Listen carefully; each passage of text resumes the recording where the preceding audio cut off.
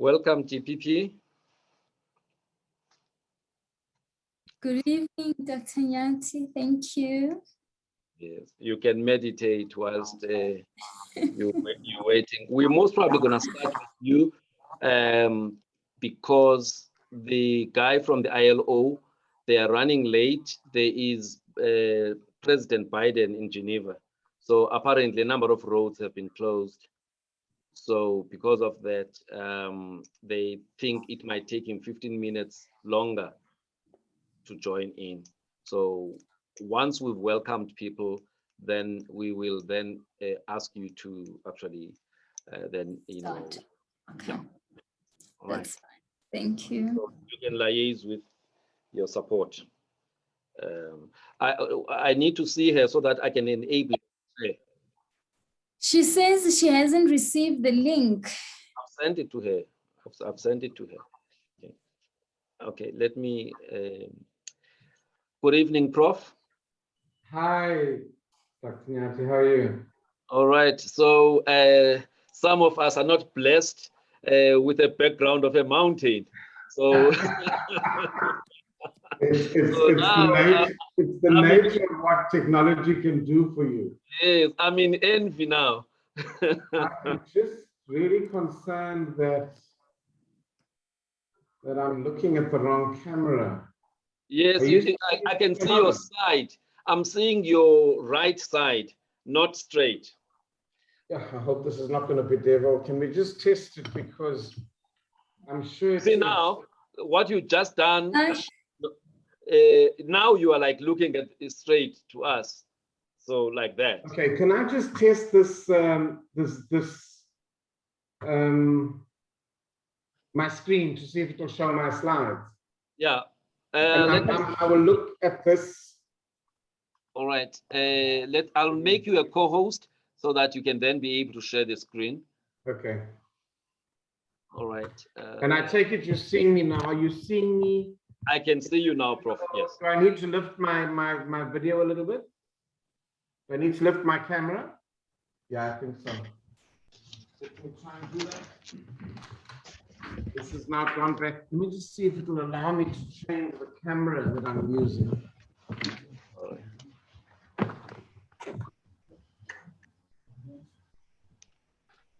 Is that better? Is that?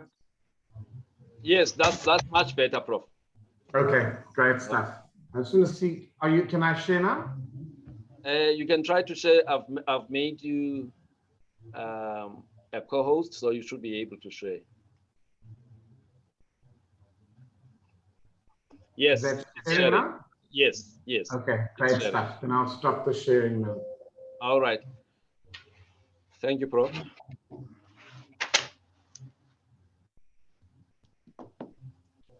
Good evening, Prof. Rataimane.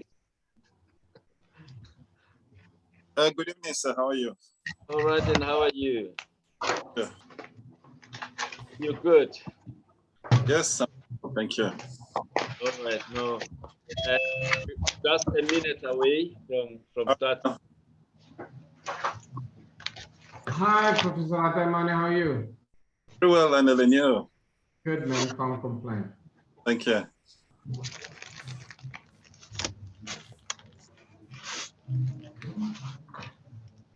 Except we feel bullied by Fundi to be on this webinar.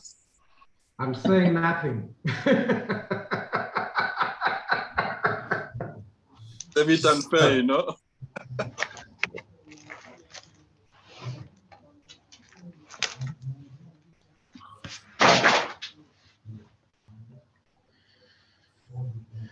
Hello, Ms. Anthony. Good evening, Prof. Should I say both professors? Yes, good evening, Lizelle. How are you? I'm very well, thank you. How are you doing, Prof? No, we're fine. A little bit bullied, but okay. If you need some psychological intervention, I'm there to assist afterwards.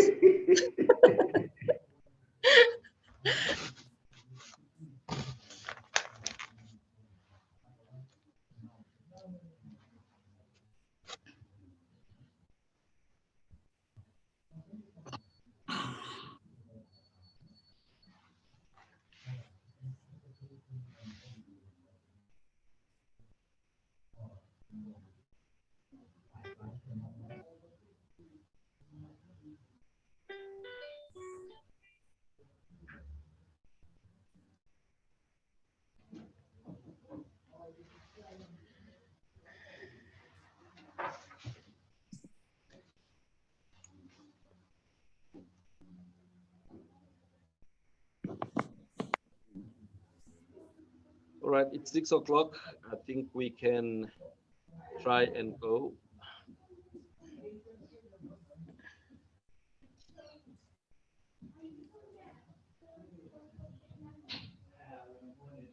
Lizel, Good evening, everybody, and welcome for joining us. Tonight is the last in a series of 3 webinars that actually evolved by itself. It was supposed to be one webinar on bullying in medicine, and it really took on a life of its own. So welcome to the 3rd and final series. And we are, so to speak, drawing the curtain on this discussion, but we're hoping that we will take it further and that there will be lots of discussion going forward. I'm very excited about our panel of distinguished speakers that we have here this evening, and I think they will really help us to shed some light on where do we take this discussion further. So welcome to all of our speakers, and we're really looking forward to hear from you on this topic, on what do we do to eradicate bullying in the health professions. We're expecting one speaker that still will join us a little bit later, and we will then introduce him, but I will start off with Advocate Koleka Tgaleka, who is from I will introduce her briefly. She is the Deputy Director of Public Doc. read it again. Deputy Public Protector. Deputy Public Protector, that's correct. Okay, she has qualified as a legal professional and obtained her undergraduate LLB degree from the University of Durban Westville, who's now called UKZN. And she recently qualified with an LLM in commercial law, a postgraduate degree from the University of Johannesburg. She's admitted advocate of the High Court of South Africa, and having been admitted as an advocate in 2006. She's currently the Deputy Public Protector at the Public Protector of South Africa. She was the former national chairperson of the South African Society of State Advocates, and previously served as a special advisor to Minister Senzo Mchunu of the Department of Public Service and Administration. She also previously served as a special advisor to the ex-minister Malusi Gigaba during his tenure as Minister of Home Affairs and later National Treasury. She previously served as Deputy Director of Public Prosecutions, South Gauteng, and as a Senior State Advocate. Her vision is to utilize her legal knowledge to enhance good governance, ethical, sound legal, strategic advice and practice. Good evening, Advocate. We welcome you.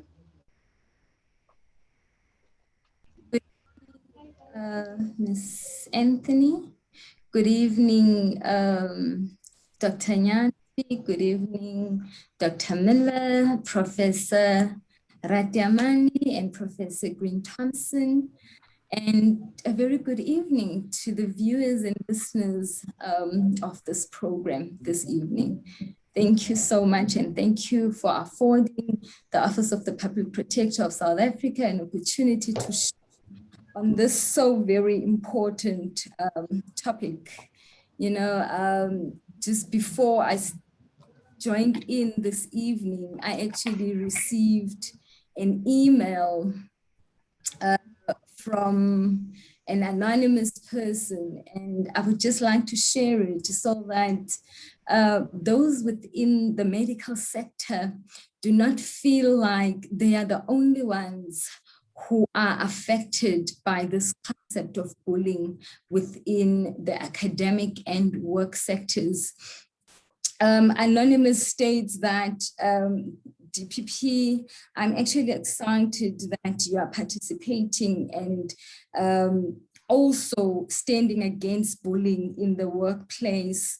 We actually suffer bullying within various institutions, which really affect us in many ways, it impedes our successes, intimidates us, intrudes on our privacy, isolates us at work, questions your adequacy and your commitment, spreads rumors about you, undermines your work, and verbally abuses you. Thus makes you to be very, very impulsive and less productive at work.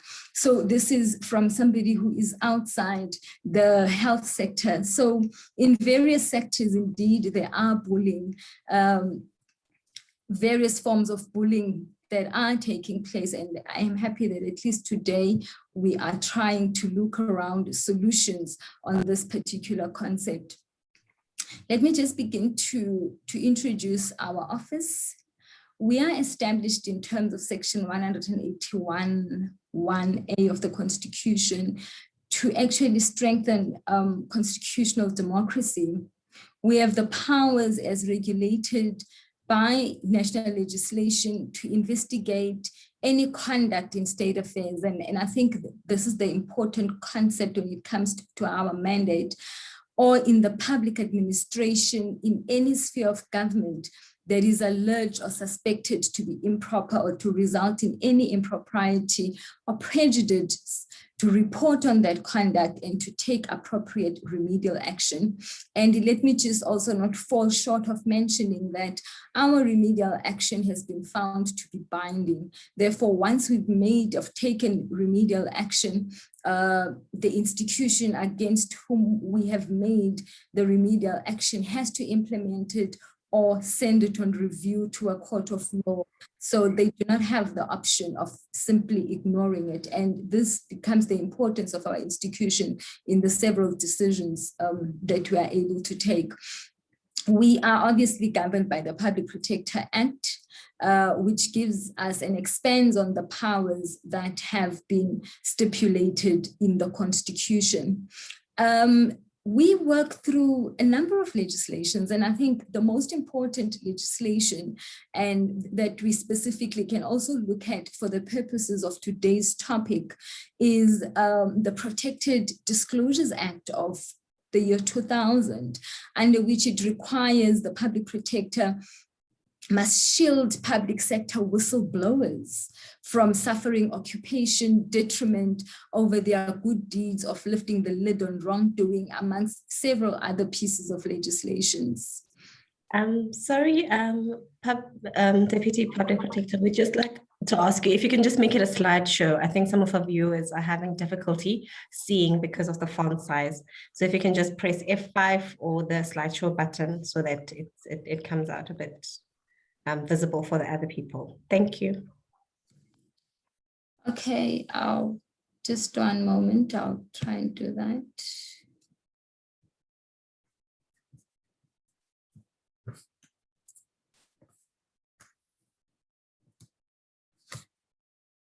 I'll just move around and you can tell me if that helps. That's perfect. Thank you. Okay, I must just now find the slide I was on. Okay.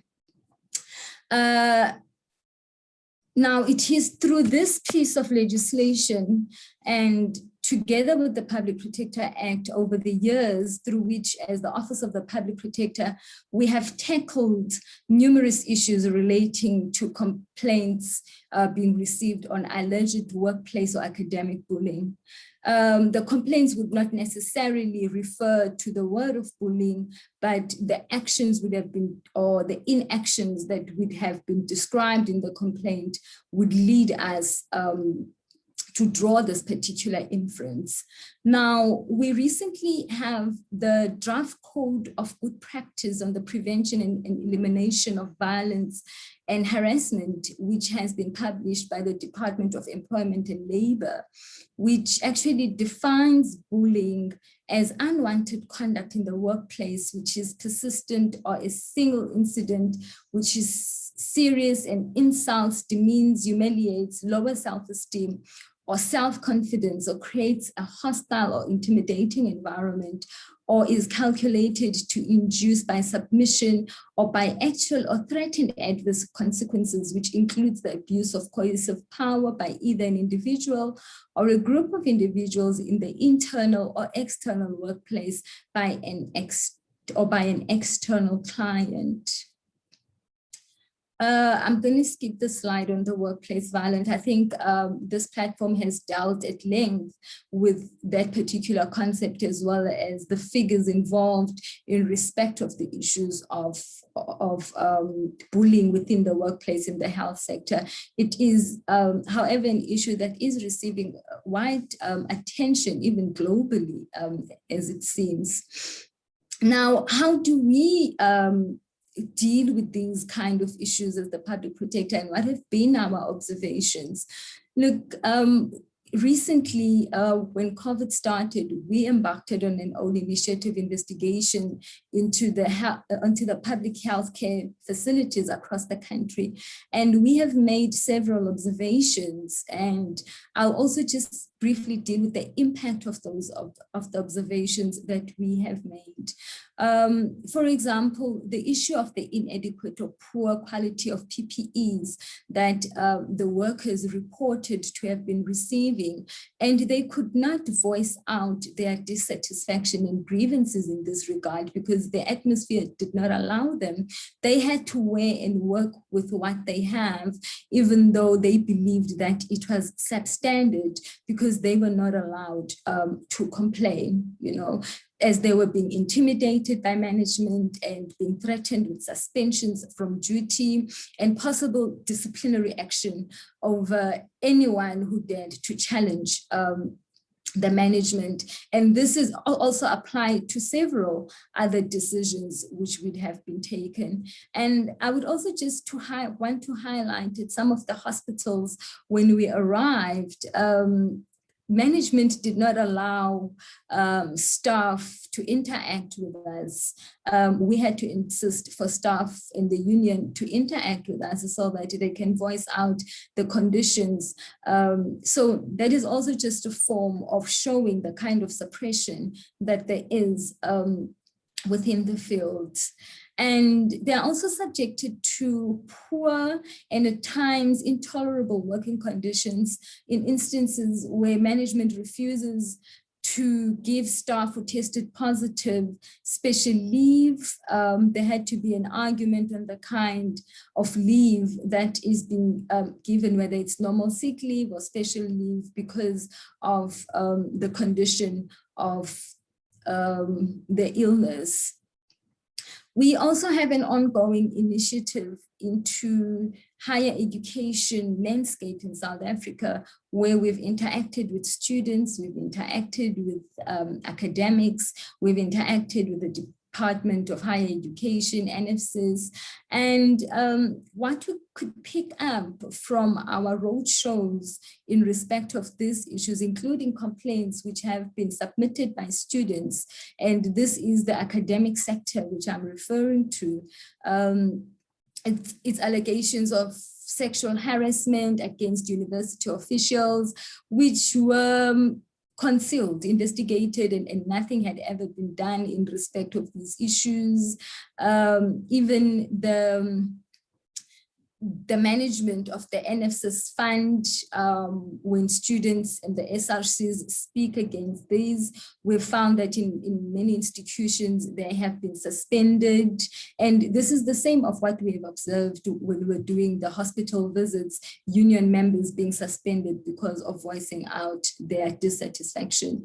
Now, the consequences of this as a result of what had been reported to us is that it had included life-threatening injuries, reduced work interest, job dissatisfaction, decreased retention, more leave days being taken, which means that there's less productivity, impaired work functioning, depression and post-traumatic stress disorder, decline of ethical values, higher incidence of burnout, lower patient safety, and more adverse events, because you find that the care that's been given to the patient is less because the workers are going through all of this. So they end up just going through the day as fast as they can without having the proper care in respect of Ubuntu and putting the public first principles. Now we see those being affected. Now in the academic sector, in respect of the students,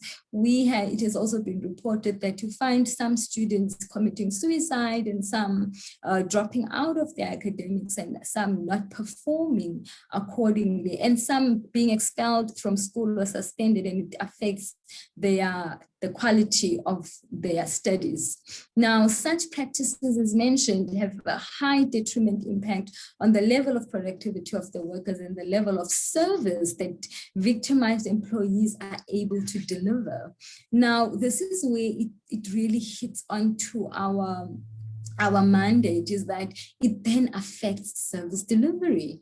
And same as the abuses that are happening onto the student.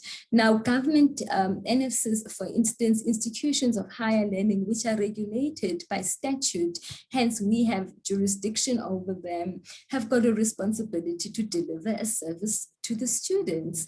Now, with that being impaired because of failure to act or conduct which impedes on those particular personnel. Now, looking at the concept of the ombuds as we come towards a solution and the role that the ombuds as an institution can play onto this, is that we can see that this is a very old institution. I mean, it's been there for over 200 years. And the concept of this indeed was founded in Scandinavia as an innovation created to impact access to justice and public accountability. And most importantly, social justice, which makes it distinct from the courts.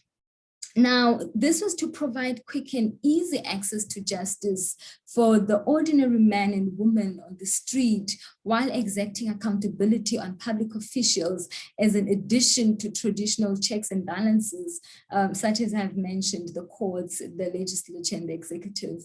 Specific to its orientation as a means to vindicate rights with a view to entrenching access to justice, it takes the character of a quasi-judicial avenue, which deliberately lacks the sophistication that has become hallmark of the courts and commands the power to be just as effective in respect of leveling and playing the field between and the haves and the haves not. And what is important out of the ombuds is that to access an ombuds, you do not pay. So sometimes with the courts, you are required to pay for legal representation and so forth and so forth. And with the institution of the ombuds, there is no fee required. Therefore, the ombuds exist to serve as a buffer between the people, the authority, in resolving disputes amongst the two. However, as the public protector of South Africa, we have gone out to encourage establishment of sector ombuds amongst the institution. And we have also assisted, for example, the city of Johannesburg and the military ombuds to establish their own ombuds, and we are currently working with the CCMA as well to establish their ombuds, which makes it easier. At least it is institutional, it's accessible, it's quickly accessible. The institution has the information at its disposal before they approach us as the institution of last resort. But it is also to empower institutions to develop their own policies against different discrimination. Now, on policy and regulation, as I've mentioned, the Department of Employment and Labor, through the Employment Equity Act, has now published the code of the draft code of good practice. And the objectives really is to provide guidelines to employers and organizations and unions on the prevention and elimination of violence and harassment, including gender-based violence and harassment as a form of unfair discrimination.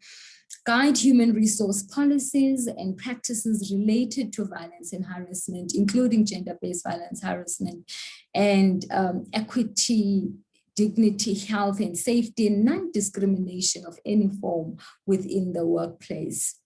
Now, there are 7 key principles really that I'm just going to rush through that this code intends to ensure. Firstly, is the duty to remove all forms of unfair discrimination, ensure a safe working environment, workplace culture that should be created and maintained wherein complainants and other persons affected by violence or harassment are able to bring complaints without fear of reprisal, with the assurance that their complaints are not trivialized or ignored.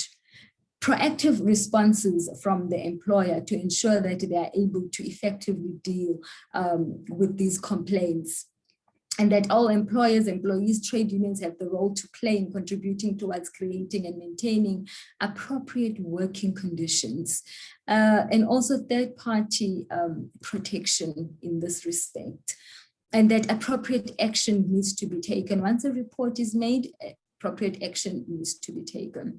Now, looking at where can we get this assistance?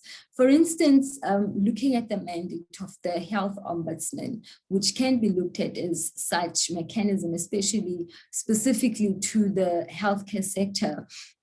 The health ombuds has, in terms of the Act, the responsibility to consider, investigate, and dispose of the complaint in a fair, economical, and expeditious manner. A complaint may involve the following: an act or omission by a person in charge of or employed by a health establishment or any facility or place providing a health service.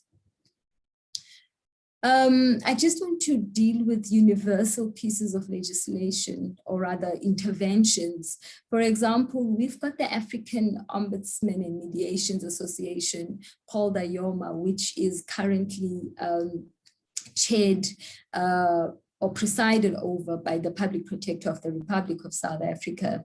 Now, this institution seeks to bring together and coordinate all ombuds within Africa. And we also have an international institution which deals with standards of ombudsmen. Now, as IOMA have met, and they have set certain standards on which you balance the office of the ombuds, because the question mostly to be asked is, how effective then are these ombudsmen if you were to establish a separate ombuds other than looking at the current establishments of the ombuds? How independent are they? How resourced are they to effectively deal with the challenges that are being faced? Now, the standards that have been set include independence and autonomy of these institutions. Thus, the establishment is preferably guaranteed in the constitution of these individual states, and that the security of tenure for heads of such institutions must be secured so that it is not easy to then remove the head of the institution if the executive or whomever they report to is not happy with the manner in which they are conducting business. They also cover issues such as the mandate, the resources, operations, accessibility, conditions of service, impartiality and accountability of the institution of the ombuds. This was really in recognition of the fact that characteristics of ombudsman institutions across the continent vary from one country to another. And it also depends on the constitution, which is the supreme law of the land in respect of every country. But our constitution really is so protective, and it really guarantees rights of humans. And what is important is really to implement or develop mechanisms to implement what is envisaged and enshrined within our constitution. Further, these standards really speak to how these offices must then be resourced, how they must function in order to ensure that they have strong principles and they're able to bring those they have to bring to account, to utmost accountability, and also how they should report and where they should report to, because it doesn't make sense that we report to those whom we must investigate navigate, because then there are issues of resources, there are issues of guarantee of the tenure of office. We are, however, of the strong view that with these principles in place, no ombuds would grapple with the issues of credibility, trust, effectiveness, and independence. But most importantly, I must say, it is important that the ethical being, the integrity of the person not be removed from the office, because it is through the strength of personality and the commitment to do the work that actually you will find that there will be total independence of the institution. I thank you.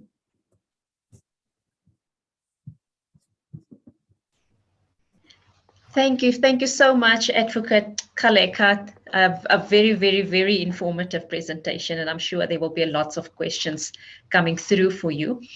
We're going to move on to our next speaker. If you wouldn't mind that we just wait with some of the comments that were there and address them afterwards. But thank you so much.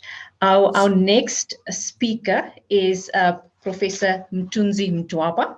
He is the Deputy Chairman of the ILO and Vice President of the ILE, and would like to welcome him. Just a short brief on him. Prof. Mthwaba is a South African who was born in the rural village of Cowville in Herschel in the Eastern Cape. He is a qualified legal professional who obtained both his BA and LLB degrees from the University of the Witwatersrand. Like I said, he's the Vice Chairman of the International Labour Organization and the Vice President of the International Organization of Employers. And hopefully he will soon be elected the next Secretary General of the ILO, which will be the first for somebody from the African continent. He's also the founder and president of T-Zoro IBC, an investment and business consultancy, leveraging his career expertise as an entrepreneur, a deal maker, and negotiator. He is co-founder and chairman of the South African Norwegian Association, SAHRC, a forum that promotes, I'm missing a couple of things there, but he's still the co-founder and chairman of SAHRC. He's the past chairman of the employer organization in South Africa, namely the Black Information Technology Forum. He's past chairperson of the University of the Western Cape, who was appointed an adjunct associate professor of law by the same university, focusing mainly on future of work, business human rights, and responsible business conduct. Ministerial appointed chairman of Productivity South Africa, now currently on his second term. He's a fierce defender of skills development, conditions required for sustainable enterprises, business human rights, and responsible business conduct. That's quite a mouthful. In summary, though, Prof. Mthwaba describes himself as a serial entrepreneur, a businessman, an executive, and passionate advocate for business in all its forms across developed and developing nations. So, Prof, very welcome, and we look forward to hear from you. Thank you, Lizo. If you'd got the CV from me, I think you would have got the last part alone, because I'm never quite certain why we need to go to the past, because the past is gone. We need to talk about what we do today, and I think that's why we fail to perform, because we always think we can be defined by all the things that we've done in the past, which don't really help us in the present. Yeah. But sure. For the introduction, nevertheless. I do apologize most profusely for connecting late. I did anticipate there could be a problem, but I didn't anticipate it could be as bad as it is. It's much worse. I sent a message to Dr. Nyati. I hope he got it, but there's a Biden and Putin show in this town in Geneva. So when you have, of course, the president of the US, they close all the roads. I hope one day all our presidents from Africa can enjoy the same privileges, if that makes sense for productivity. So I had to get off a car and walk for the last 15 minutes to make it. Otherwise, I wouldn't have made it to this. So you'll forgive me if I don't sound very organized, but I'm going to try and be as organized as I possibly can. Thank you. Okay, so and I think good afternoon in South Africa, right? Good afternoon in South Africa to everybody, early evening. And if we have other people from other parts of the world, good afternoon or good morning. I'm not quite sure who else is connected. So I think when I was looking at the topic, and especially when I realized there's people who are experts, far better experts than me, certainly from a health environment point of view, certainly even from an academic environment point of view, because although I've flirted with academia, it has been as chair of a university and very lately as a part-time lecturer who comes in and goes, but never spends as much time as to even pick up if there's bullying, I think, in the environment, because I'm not there for that long. But what I thought I would do is to talk about the environment, I think, that involves the ILO. And even though you've given, I think, this very elaborate background, I think I need to give you a little bit of a context, because sometimes when I speak about the things I get involved in, people get a little bit dislocated, because it's not every day that we talk about the things that I do. So the ILO that you mentioned, and thank you for whoever gave you that I could be the DG. That's one of the reasons I'm running around, because I'm campaigning here for this DG position. So I'm meeting about 2 or 3 ambassadors a day for the last 2 weeks. I've just met an ambassador now. And so this institution is an amazing institution in my view, and that's why I would want to lead it next year, should I be successful, is that within the United Nations, it is the only specialized agency that is tripartite. Now, what does that mean? Tripartite means all the other specialized agencies, you can think about any of them, will have governments deciding what needs to be done, whether it's in New York or it's in Geneva, but the governments normally are the ones who are the decision makers. The ILO, however, involves trade unions, employers, and governments. Nothing happens in the International Labour Organization without the 3 actually agreeing. Sometimes it takes forever, but eventually when it does, it makes sense. People feel good because it's based on social dialogue, it's based on consultation, it's based on people feeling they've participated, there's respect in the process.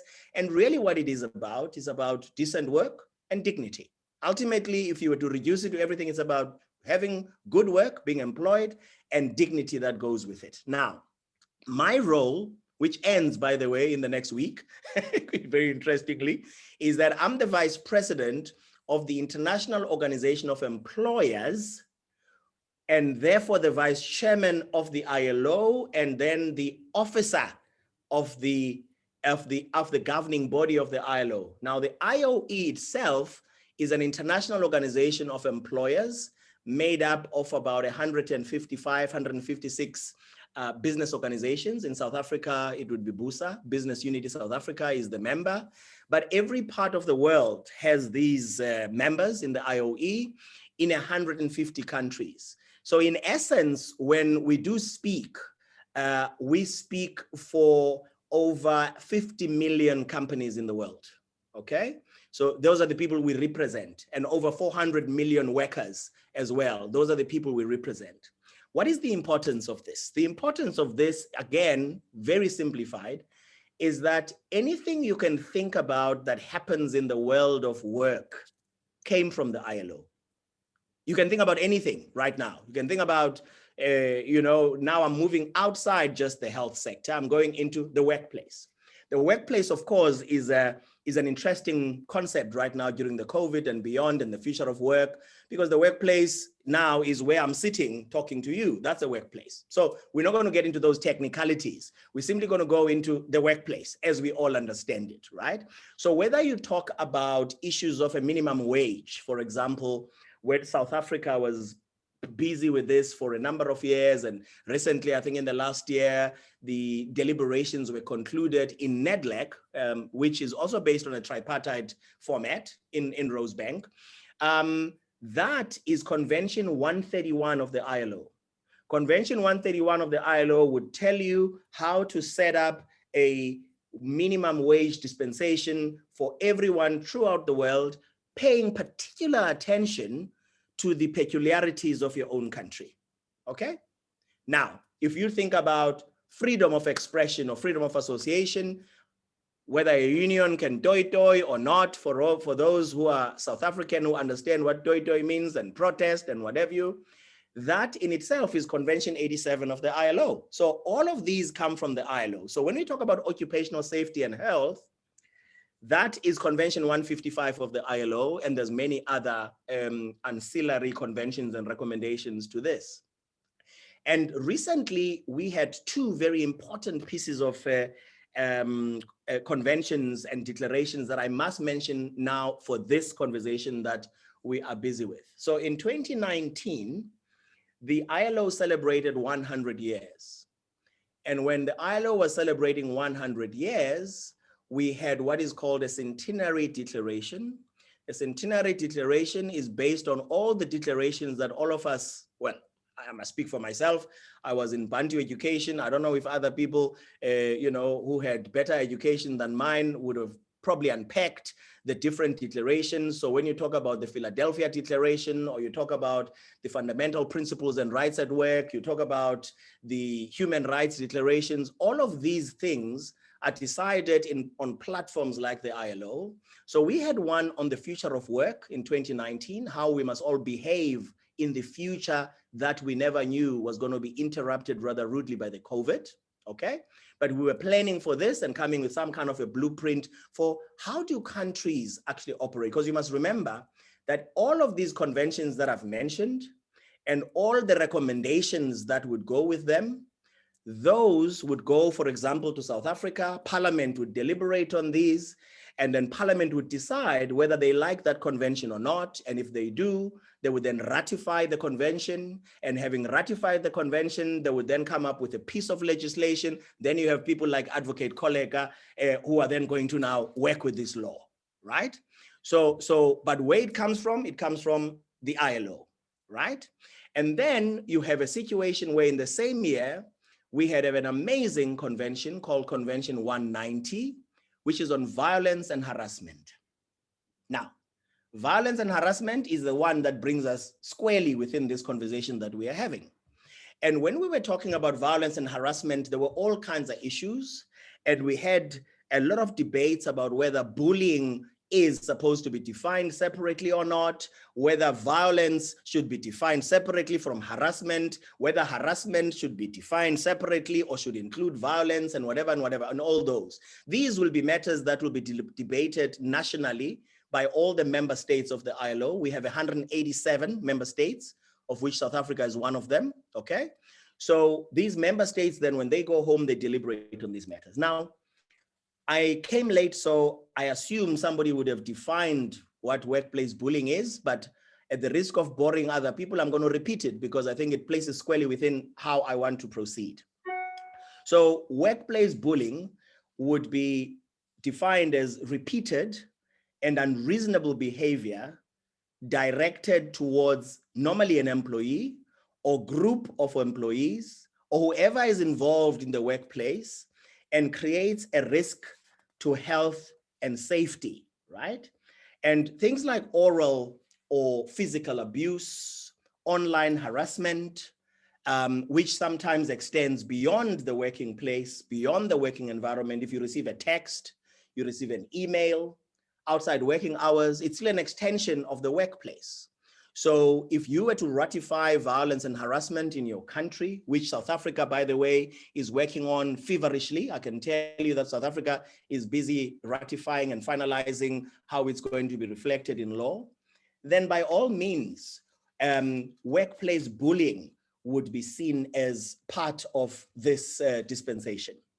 But examples are many. I'm sure as many people have spoken about, I'm not going to bore you with the examples, but they range from, the online texting, from being abusive, from being insulting, using offensive language, aggressive and intimidating conduct, behaving in a way that belittles and humiliates the person, victimization, practical jokes, unjustified criticism or initiation of a situation that is going to belittle the person in whatever form, deliberately excluding someone, for example, from work-related activities, withholding information to that person that is vital for that person's effective workplace performance, setting unreasonable kind of agendas for a person, knowing that the person will fail because either their skills are below or too high, maybe beyond what is happening, so these could go on forever, right?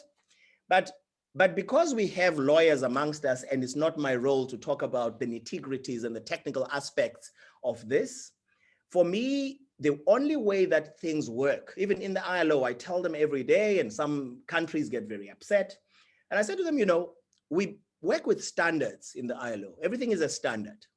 South Africa, incidentally, happens to be one of the highest ratifying countries in the world. We ratify everything. South Africa, there's a convention, we are on it, right?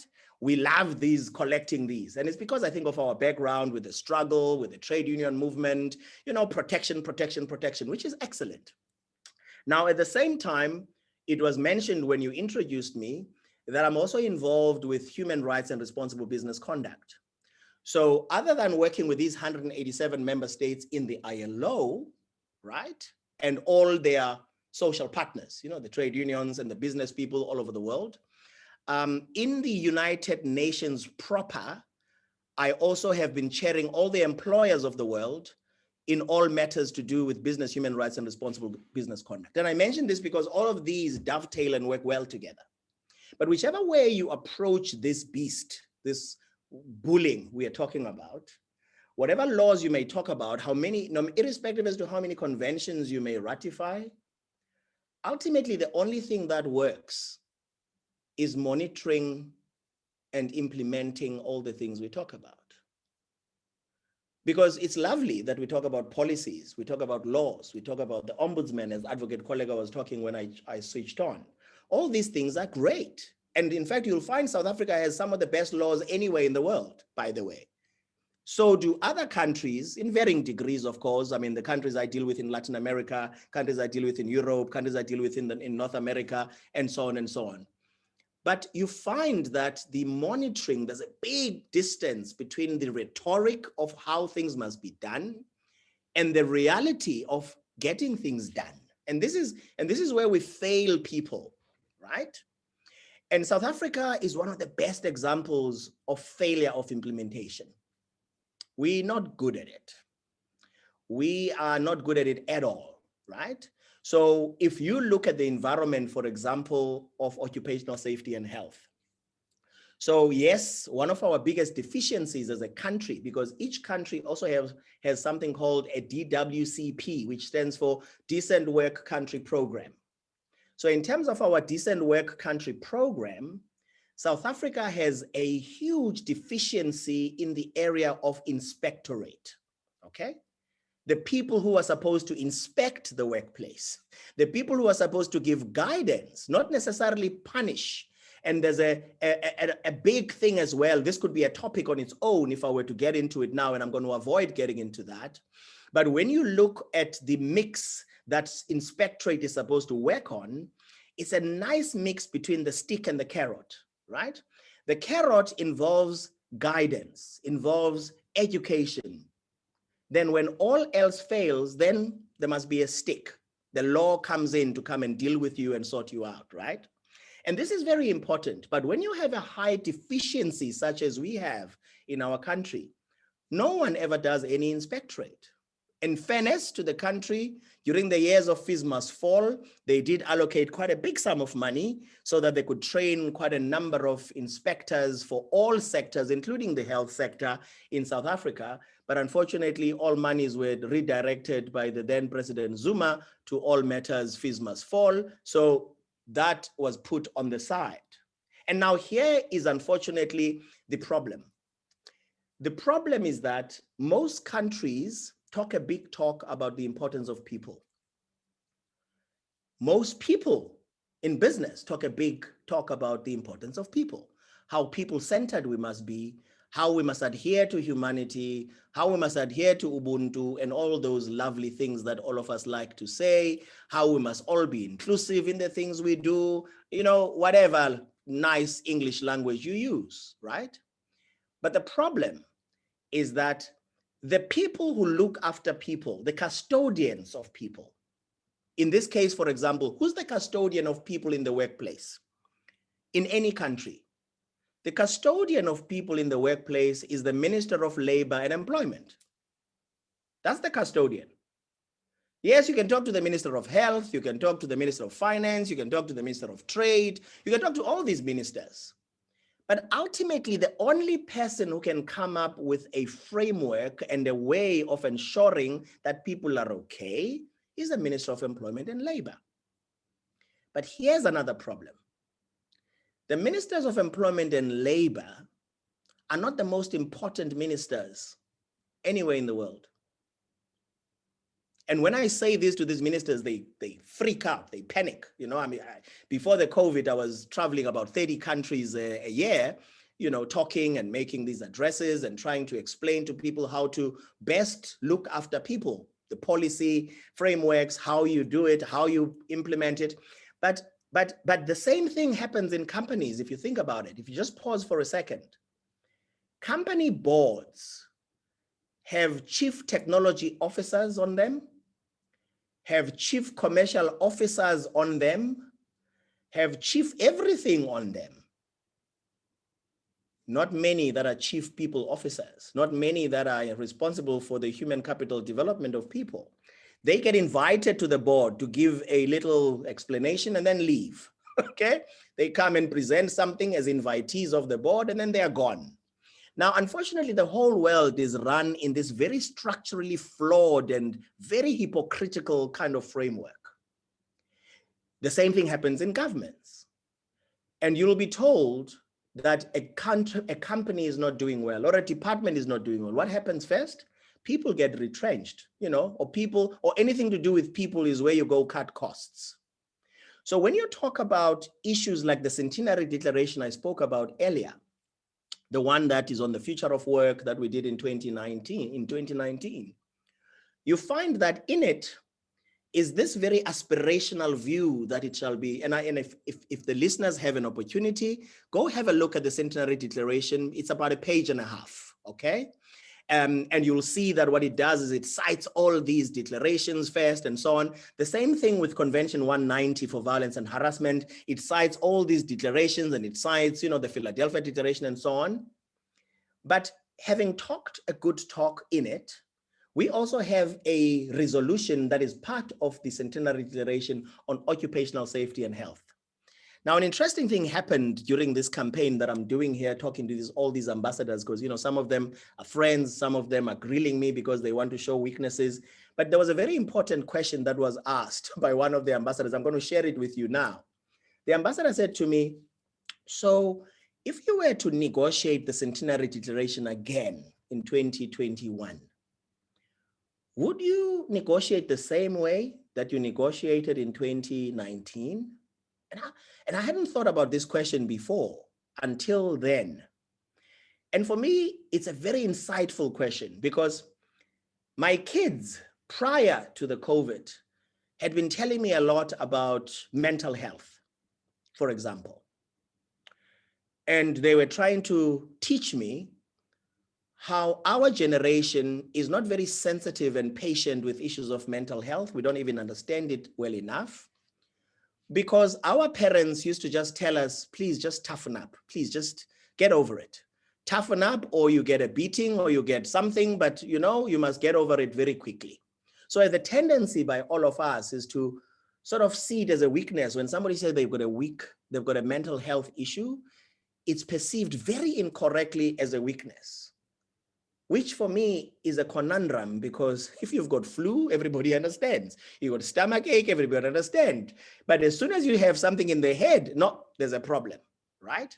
But I mention it because the answer to the ambassador is that if I was negotiating today, yes, we talked about occupational safety and health in it, but I would place more emphasis on issues of mental health because the COVID has revealed that issues of mental health are a huge, huge challenge. Of course, my daughter also finished a dissertation today as a psychology master's in London. So I need to be now in touch with what really happens because she gets upset. She does a lot of gender-based work and she's a published poet in the UK talking about issues of women.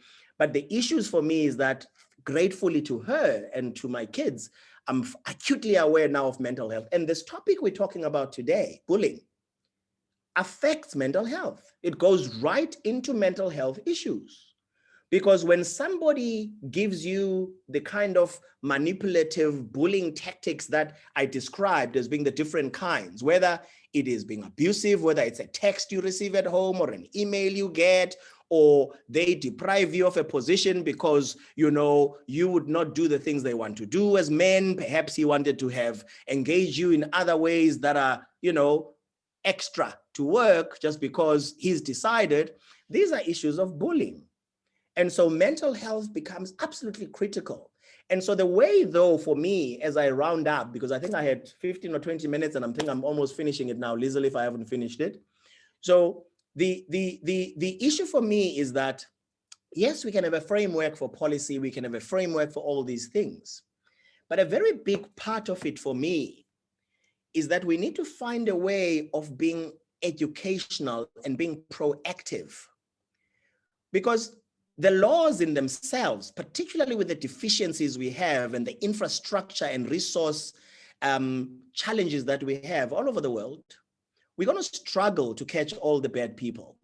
I mean, I don't see us catching all the bullies, right? I don't see us catching all the people who are sex offenders and harassers in the workplace. I don't see us catching all of them because some of them are very smart. Some of them, they do it in a very kind of, you know, sophisticated way that doesn't show anybody. You end up as the victim of this person being the one who's seen as being crazy, right? So for me, because of the sophisticated nature and sometimes the cultural challenges, because there's a lot of culture that affects with the way we behave. Men, us, the culture of, you know, chauvinistic or otherwise, but believing that as a man, you have a right to certain things. As a man, you, whatever it is that some of the strange people have. I mean, you won't believe that in the middle of the Violence and Harassment Convention, I had appointed a spokesperson for this discussion because that's one of the things I do. I appoint spokespersons from different parts of the world. I just have to coach them and we support them and whatever. I had to make a personal intervention because the African governments and some Middle East governments threatened to walk out of the room because they don't recognize gay people and lesbian people. I mean, it was a shocker of a thing. So I had to intervene and make a speech in the middle of it to say, sorry, I'm from Africa too, but guess what? We are going to have this conversation. If you want to leave, leave. But we're going to have the conversation anyway, and we're going to talk about how we implement. So there needs to be some kind of a very proactive educational program that is pervasive throughout. And perhaps the Department of Employment and Labor should be the one that drives it in an interconnected way, not siloed with health, in this particular instance, to make sure that these are dealt with the Minister of Education, Department of Higher Education, or lower, doesn't really matter in terms of the academic environment, because that's where it should come from. And this is where now having things like these conventions I'm talking about and all these laws, the ombudsman and all of that, at least there will be less strain and less expectations from the legal side of things, the enforcement side of things, because people are evolving the way they should in a good way themselves. So Liesl, I'll stop there and, you know, and hope that later there'll be questions and one can bring it together should it be necessary. But I thought I needed to go broad and give perhaps, I don't know if that's what Dr. Nyati and colleagues had in mind, but give a very different perspective than the one that would just be discussed at home. Thank you. Thank you so much, Prof. You know, I think you've given us the brief and more.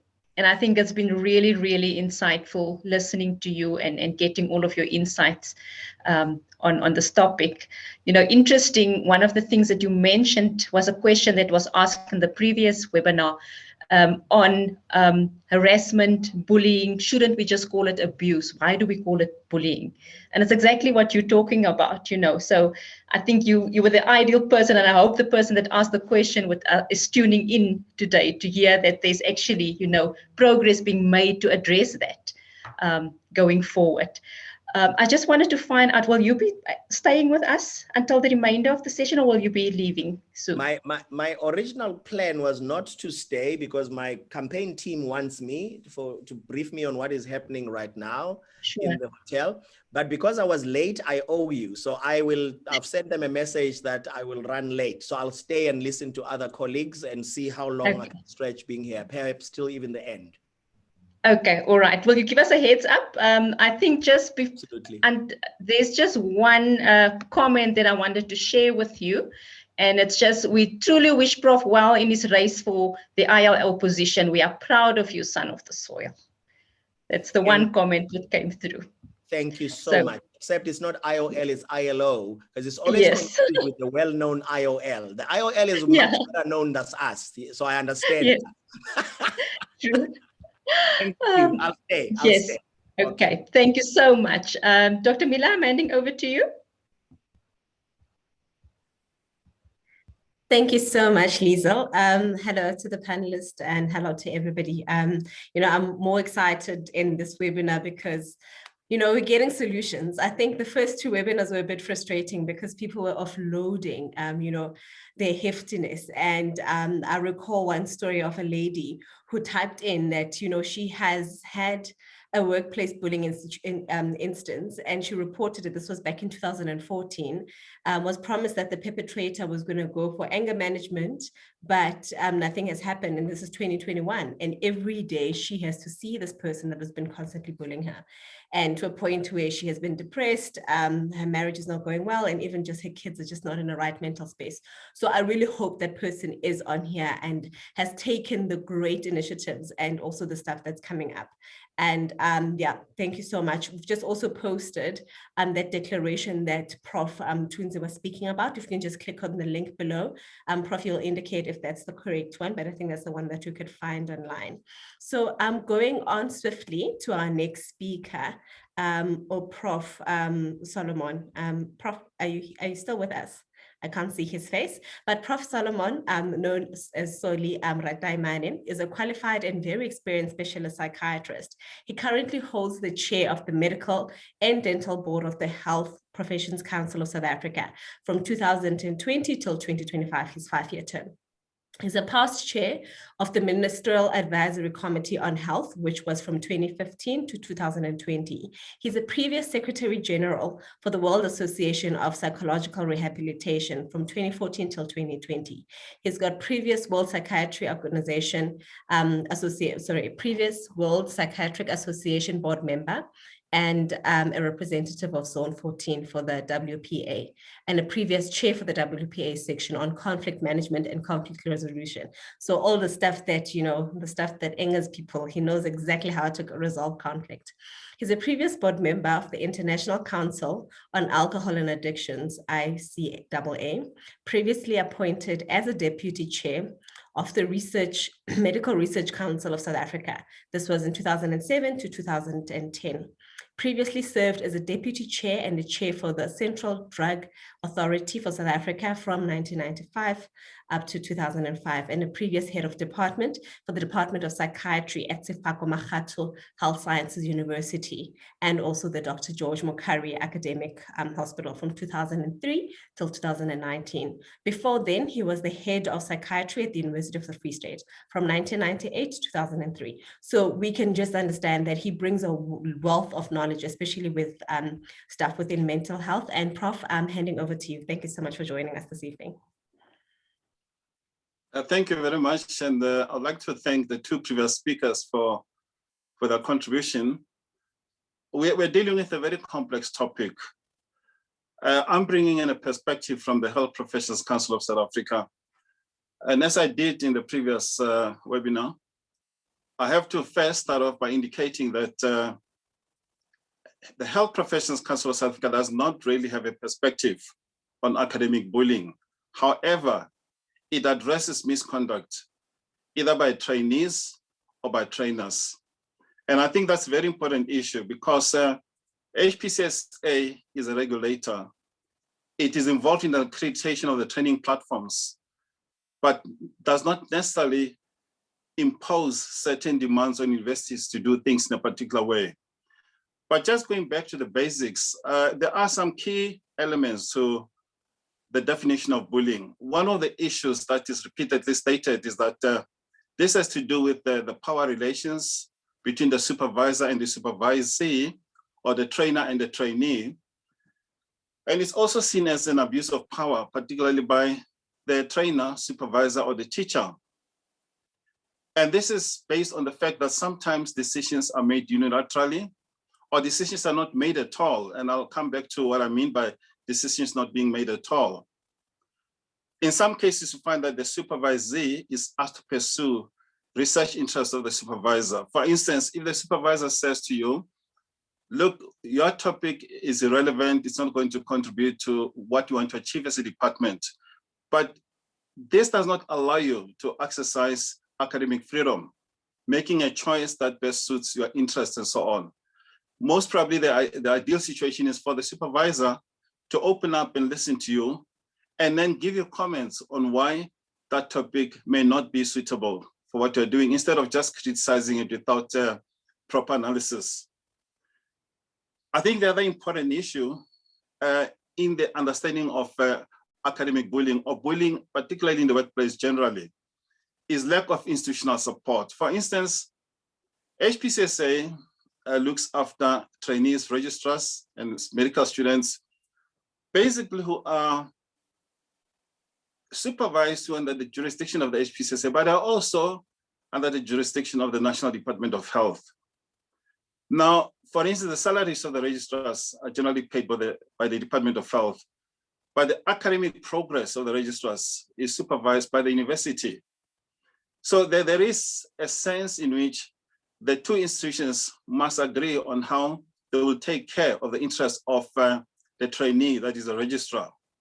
Instead of saying it is a responsibility of the hospital or responsibility of the university, there must be some collaboration. Some universities and hospitals have common meetings, where they discuss joint issues, common problems, and so on.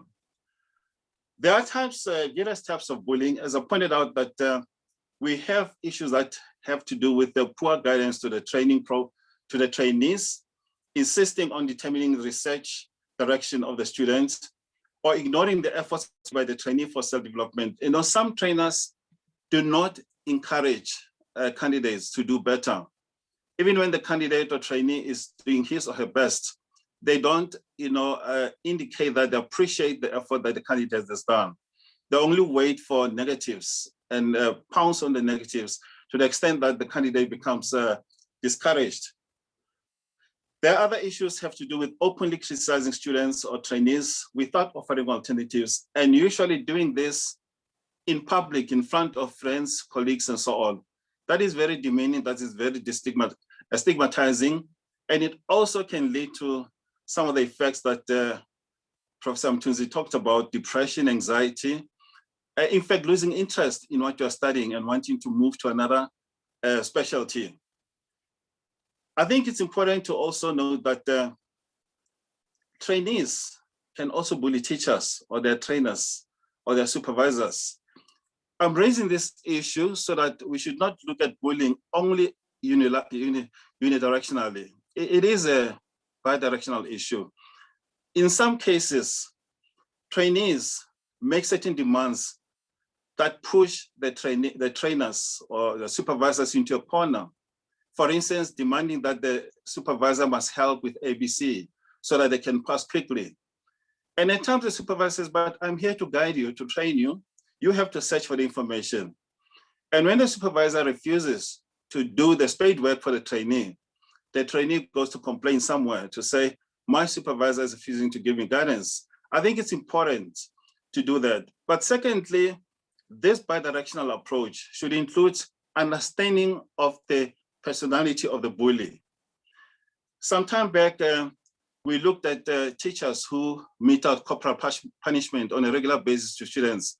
We found that these are teachers who have their problems, family problems, marital problems. They bring their burdens from home into the workspace, and they take out the frustrations on the trainees. So we have to understand the problem of a persistent bully. Is this the only person who bullies in this institution? Are the students or trainees complaining about this person only, or are there others who have similar characteristics? But the other side of the coin is the personality of the person who's being bullied. We have examples of candidates at postgraduate level who move from one institution to the other. Everywhere they are, they complain that the teachers are bullying them. Now you wonder whether these teachers in this whole country, South Africa, would come together and plan just to bully this one person out of all the many persons. Could also there be problems in the bully himself or herself? This is why listening to both parties is important. I think the process outlined by the Deputy Public Protector is very crucial, because it means there must be evidence from both sides. There must be information to understand what is going on. There must be fairness in resolving the problem. HPCSA as a regulator simply accredits training facilities, make sure that the institution is able to provide training in a manner that will be fair to the candidates and that will achieve their goals.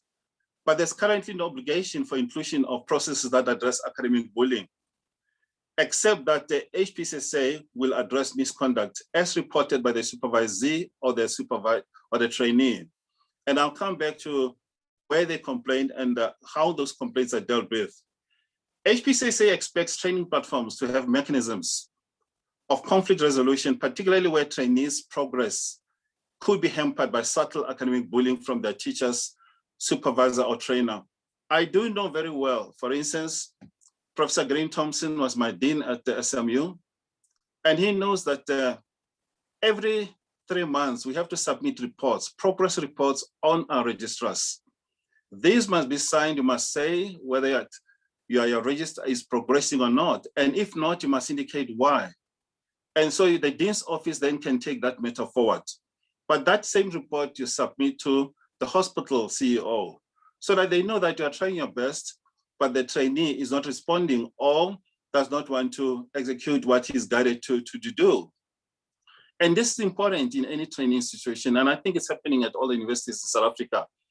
Progressive attention to the development of the trainee. I think that is critical. Now, even though the HPCSA does not have a category that deals specifically with academic bullying, we do have issues that are referred to the unit called Complaints and Investigations Unit of the HPCSA that deals with preliminary inquiries and conduct inquiries. And before I dwell into that, I just want to indicate that recently we have actually dealt with very important issues. On the 9th of this month, we met with the Human Rights Commission around issues of racism and discrimination in training platforms in medical settings. Interestingly, on the 2 days later, on the 11th of this month, we then met with stakeholders who had complained to the public protector about being bullied by the College of Medicine of South Africa and some other training institutions. And the previous deputy public protector had responded to the group of people and given some guidance. Of course, they were not happy with the guidance. Hence, they've now asked the HPCSA to deal with this issue. There is a conundrum there because HPCSA is not a trainer, is not an examining body, but it's a regulator. Does it have capacity to investigate these issues?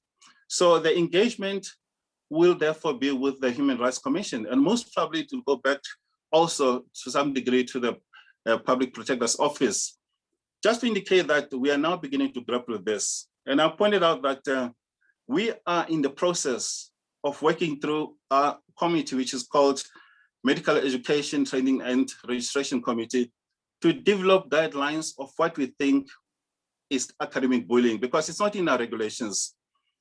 But we're not going to impose this on universities, but it will be some kind of guidance to universities as to how they should deal with the trainees and the trainers, what guidance they should be given, particularly at the time of employment.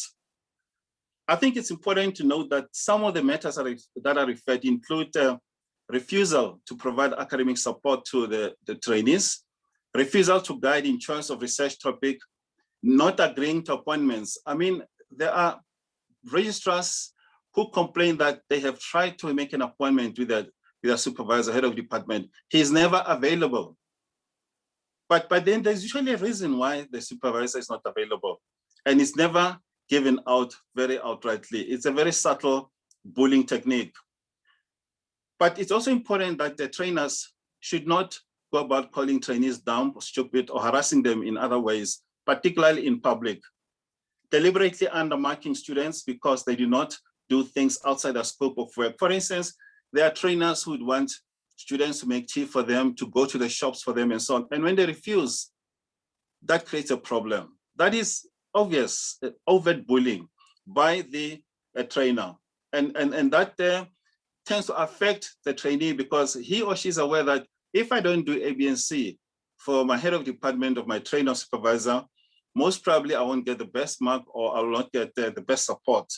And of course, there are overt requests for sexual favors or behavior suggestive of sexual advances. In the recent past, there has been reports of violent behavior by the trainers, but there's also been reports of trainees who threatened their supervisors or trainees with violence. Now, if you were looking at this whole issue from one side, from the perspective of the person who's been bullied, we may miss the other dynamic that it could go both ways.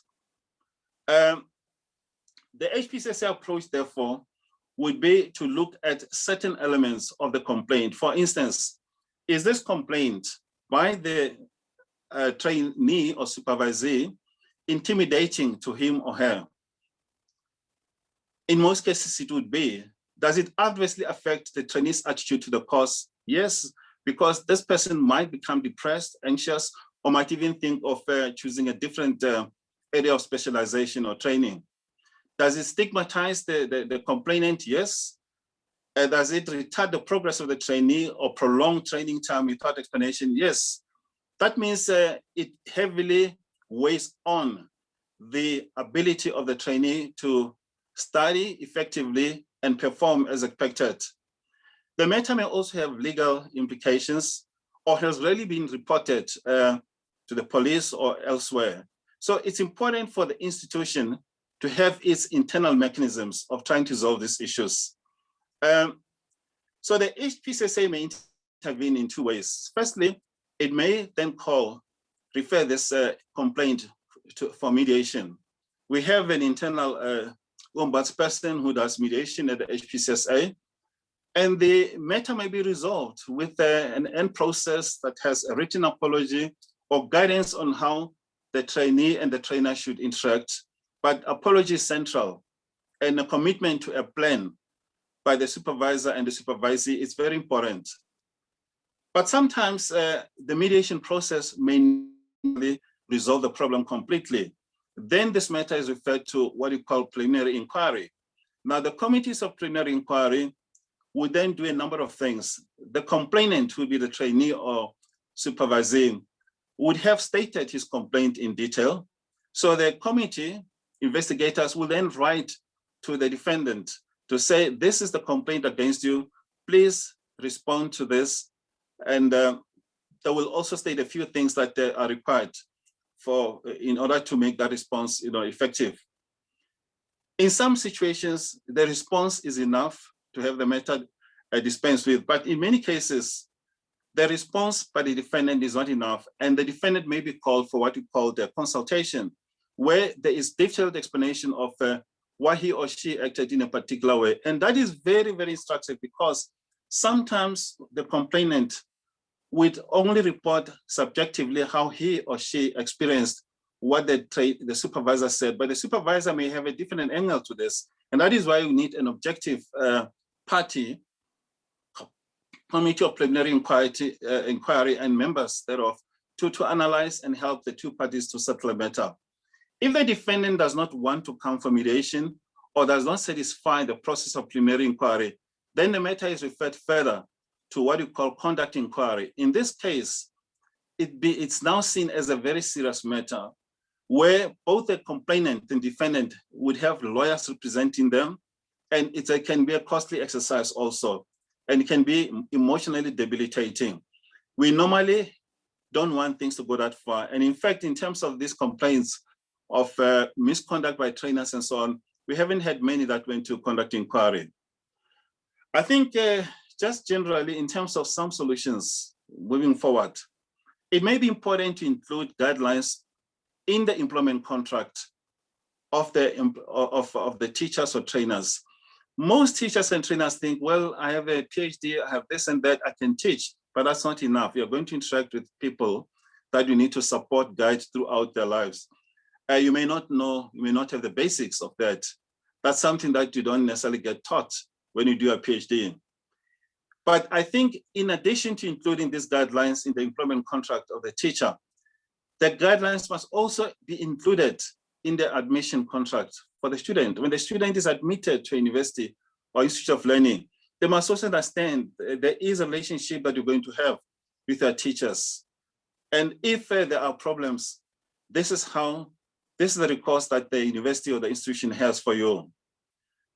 This matter, I think, must be addressed regularly at tutorials or seminars at the institution so that people can be reminded, you know, the fact that you signed a contract that includes these things does not mean you'll adhere to that. There must be a constant reminder. So this can be done, and it's usually done, most probably Prof. Green-Thompson will attest to this, at the induction of new teachers, at the induction of new students. There's always an induction of new teachers and new students. Students are inducted every year, and that induction process includes, amongst other things, how to navigate your way at the university or at the institution, and how to deal with complex issues, emotional problems, and of course, problems that may interfere with your teaching, with your learning. I think it's important for these policies to be subjected to constant review because new matters arise every year and they may need different approaches. I think the process outlined by Professor Mtunzi is very important because it's not a static one, it's a dynamic one. It means deal with these challenges based on the times, the period in history when they occur, because you may find that the dynamics are different. I mean, people now use social media and so on.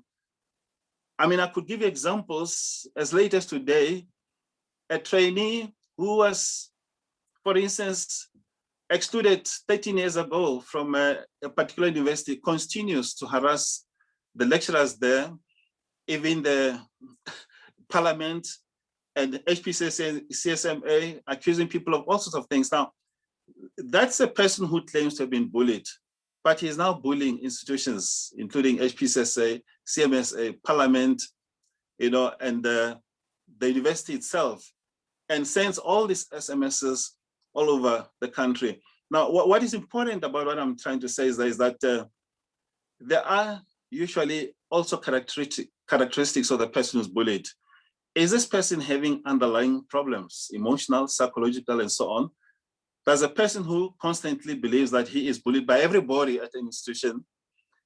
Does he or she need help? Bully this particular lecturer or teacher or supervisor who every student complains about having serious problems. How does the institution support that person or tries to help him so that he can reach a point where he can offer teaching and support to trainees or students in a manner that's not harmful to their further development? I'd like to stop at this point and then listen to our other speaker and also entertain some questions. And the final statement is simply that for the HPCSA, this is work in progress. We hope that in 3 months' time, we will have some guidelines that we'll share with universities. Fortunately, the next speaker, Professor Green-Thompson, is a member of the South African Committee of Medical Deans, and we will be presenting these guidelines to them so that they can see how they apply them at various institutions. We've listened to the guidelines from University of KZN recently, and they're very, very helpful. And I think universities must have clear guidelines on how to deal with complaints from both sides, the bully and the bullied. Thank you very much. Wow, thank you so much, Professor Soli. And I think, you know, what we're taking out, as I said, maybe you might not have seen the first and second installment, but we joined the one that you were presenting at UKZN. And that's why we felt it was important to bring you on, because lots of questions came from the HPCSA side, feeling, you know, some of the doctors, the trainees feeling that they're not being represented or being heard.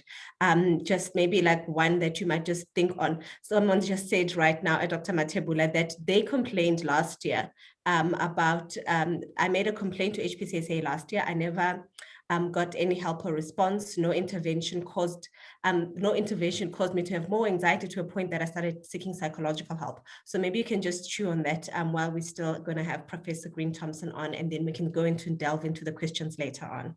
Okay, I'd just like to introduce Professor Lionel Green-Thompson. He's a specialist anesthesiologist by training and completed his PhD degree in 2014 with the PhD thesis titled The Nature of Social Accountability in Southern African Medical Education and Practice.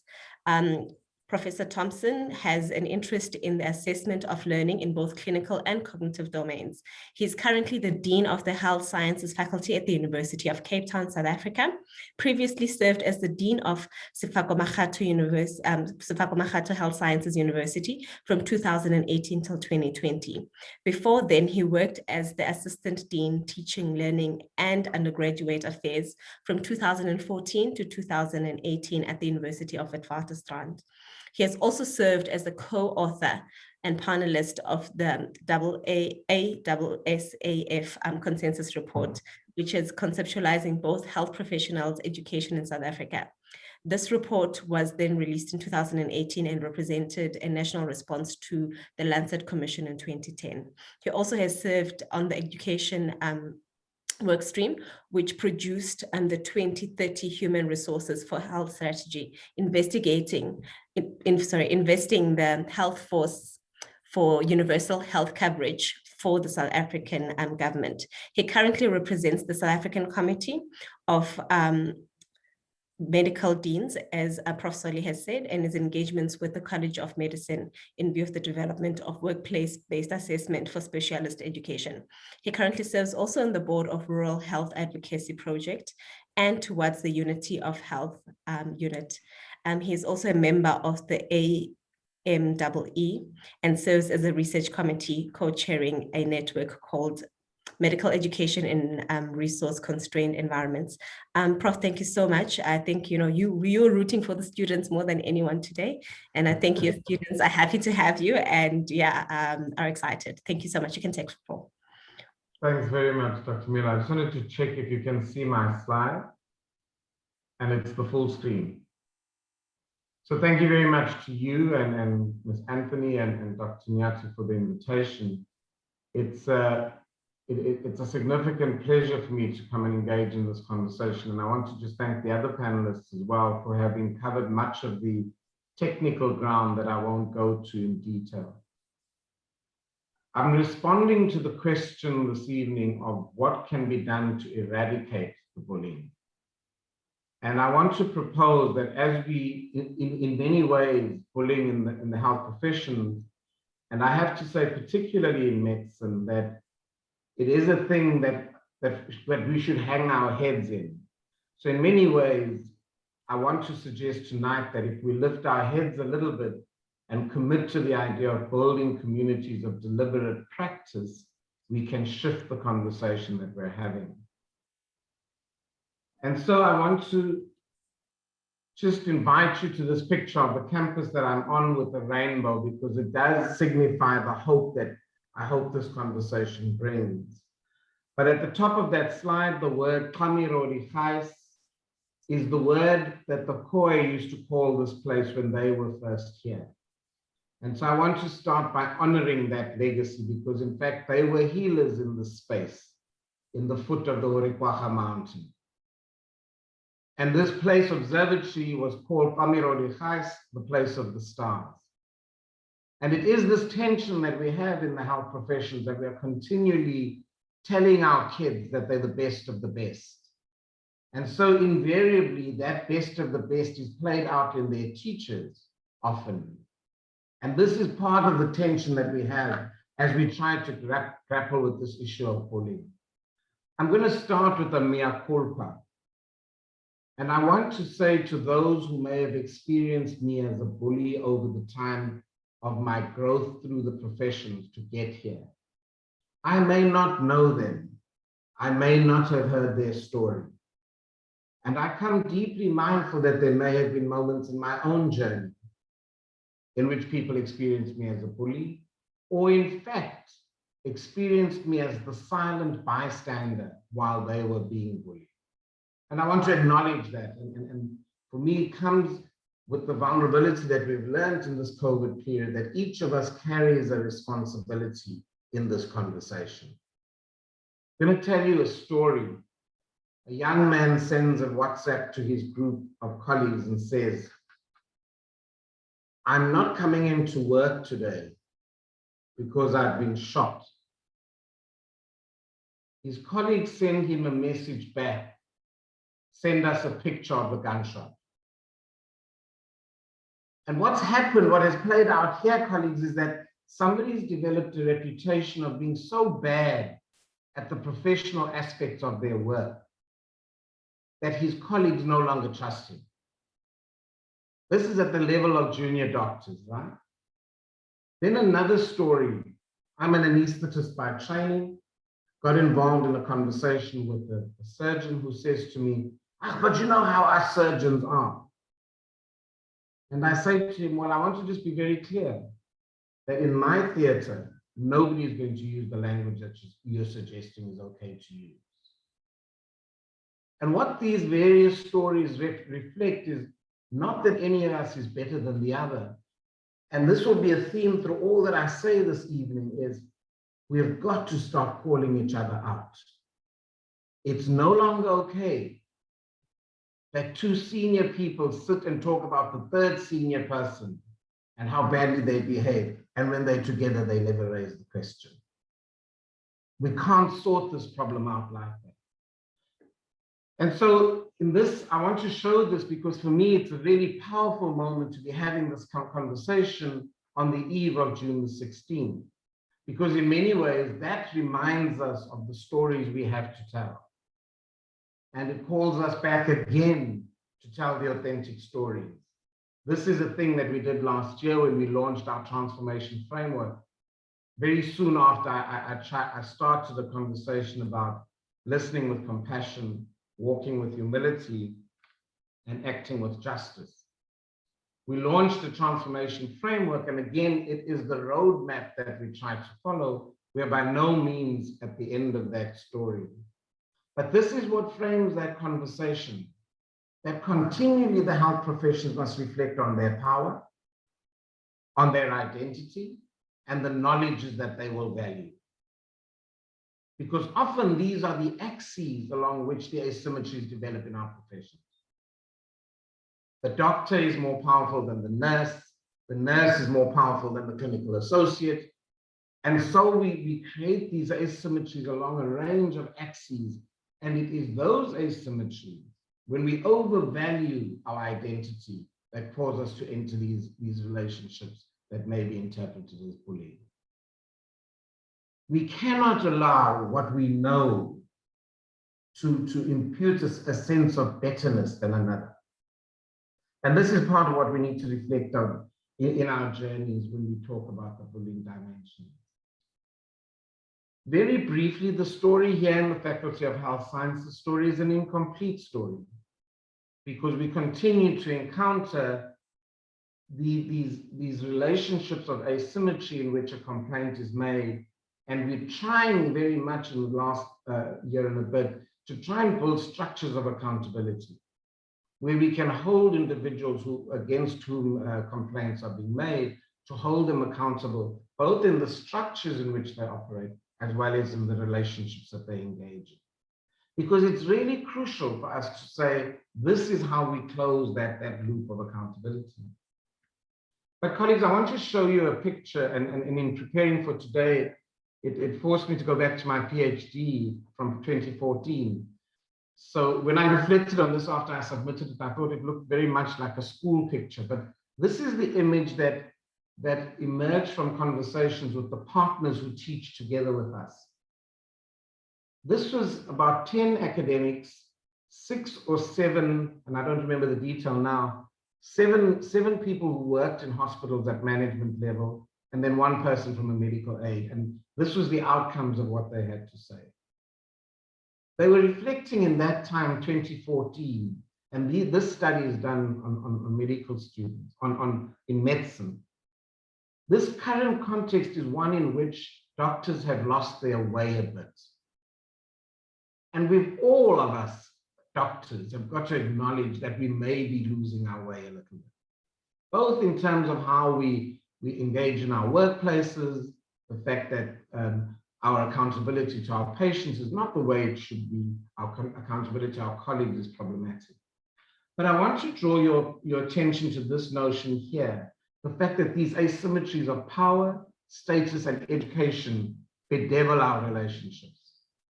And in the second part, that if we're going to teach for accountability, if we're going to teach in a system that engenders this accountability, we've got to make sure that we create an environment in which advocacy and engagement are part of the relationships that we have.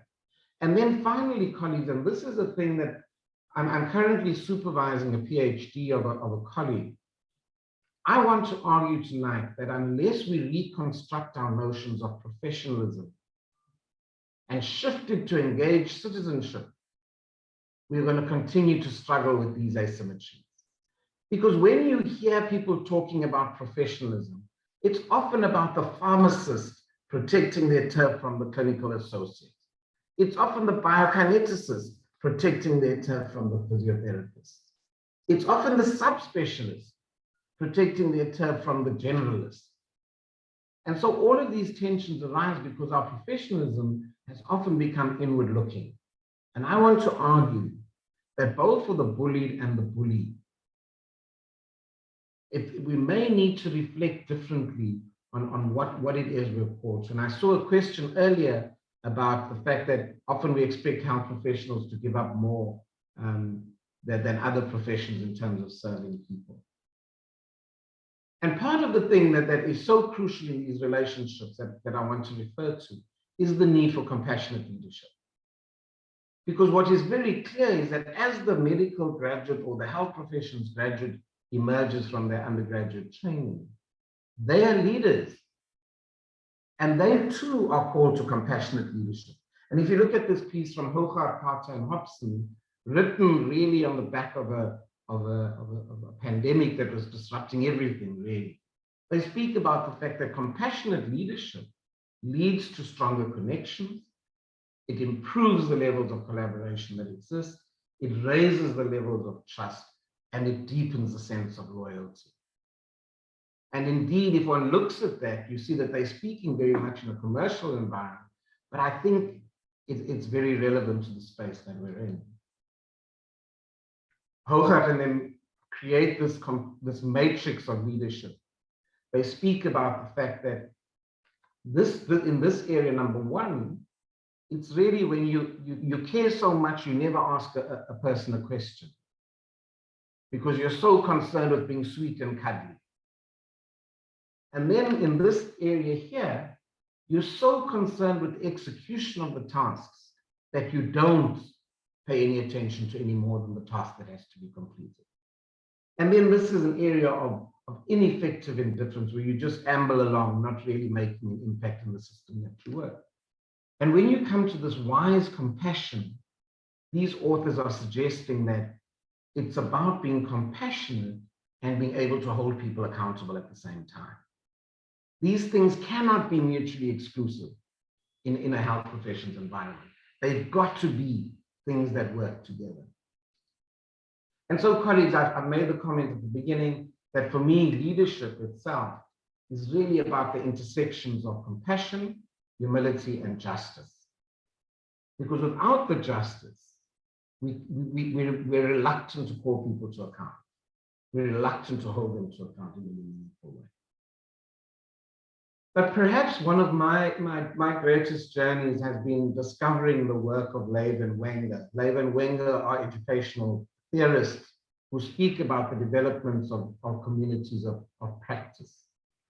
They speak about the fact that one of the concepts that they speak about is this legitimate peripheral participation. They reckon that when a new person arrives on the ward, when a new person joins a clinic or a practice of physiotherapists, there's legitimate peripheral participation. In other words, they don't know as much as we do, but they are legitimately there and they occupy a place. And we've got to recognize that our role in the community of practice is to accept that they will move closer and closer to the center of that community of practice over time. What this picture, and I picked this up off Pinterest the other day as preparing for today, I thought that these circles around the circle just shows what needs to be happening in our communities of practice. That we've got to accept that we have a common theme. We've got to make sure that we build a trust amongst the team members. But that comes through sharing tacit knowledge with each other. But this idea that eventually we create a community of practice in which the novice will move from a novice to an expert. And we've got to acknowledge that unless we do that, we are unable to build the people that are giving the child care. So colleagues, these themes around here I thought were really useful in thinking about the things that, so when you talk here about implicitly held knowledge, if you walk into a medicine team, a medicine unit, there's a level of knowledge that that group of people has of themselves. Unless we explicitly draw the new person into that, whether they arrive as a consultant from another hospital, all of these things require an intentionality that forces us to reflect on what they do. So for me, the solution to our crisis at the moment, and I'm not saying that we should not have structures that deal with those who behave badly. We must do that. But those often become fairly prescribed and difficult to sustain solutions. I want to argue that the solution to the crisis that we're experiencing now is that we must build communities of deliberate practice. And deliberate practice is the word given to the kind of reflection that is intentionally intended to improve behaviors and intended to improve practice in various areas. I found this graphic from this in this article from Frontiers, which speaks about what deliberate practice is. It speaks about a piece of music and what the player is intended to do. Sometimes we imagine what the musical experience must be, and then we try to play. And if I played, clearly I would not be playing it very well, but clearly that this is for the expert musician. And then part of that reflection is listening to the music being played as if it were experienced by an audience. And really for me in our practice, it's saying our desired goal, and we've all got to accept that in a climate of rampant abuse of the public purse that results in an inefficient system into which we send our trainees, we've got more work to do. We've got more support work to do because the system is creaking at the moment. And so we've got to understand what it is. And so I want to offer 4 steps in this deliberate practice model. What is it that we expect from graduates who arrive? In a thing I listened to earlier, and I listened to the 2 previous webinars as well, and I thought that Professor Sidat's exposition of what the state of play is was superb. And then, Liesl, your description of what these things mean, I thought was exceptional. And so I won't return to that. But what is it that we're telling our colleagues that we expect of them? How do we articulate that expectation and then watch it being carried out? How do we reflect with them on that expectation?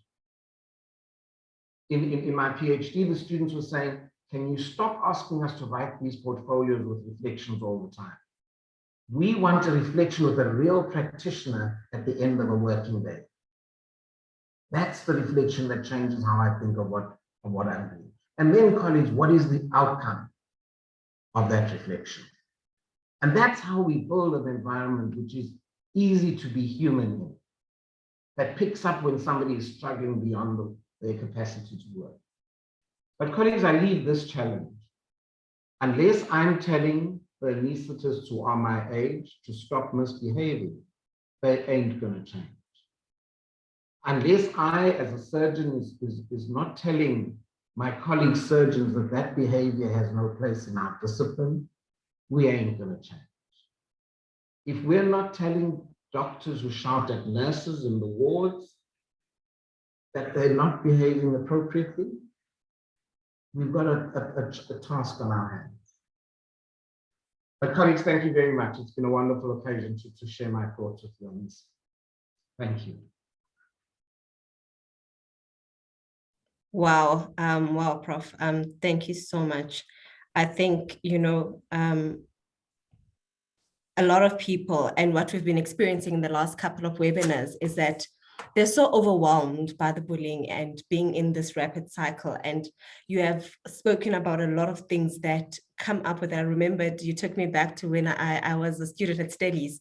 You know, first year, you have a chip on your shoulder, you've just passed early matric, and you are told that you're the cream of the crop, you're the best in the country. This is why you're seated in this position. And indirectly, you know, that speaks to a lot of us and our egos. And thank you so much for enlightening us and just encouraging us to call it what it is. And if it is bullying like that, you sing it in the ward round, you're also like part of it. Thank you so much, Prof. I think we'll go into the questions now. Maybe Lisa, you can read some and then we'll just, I'll add on top.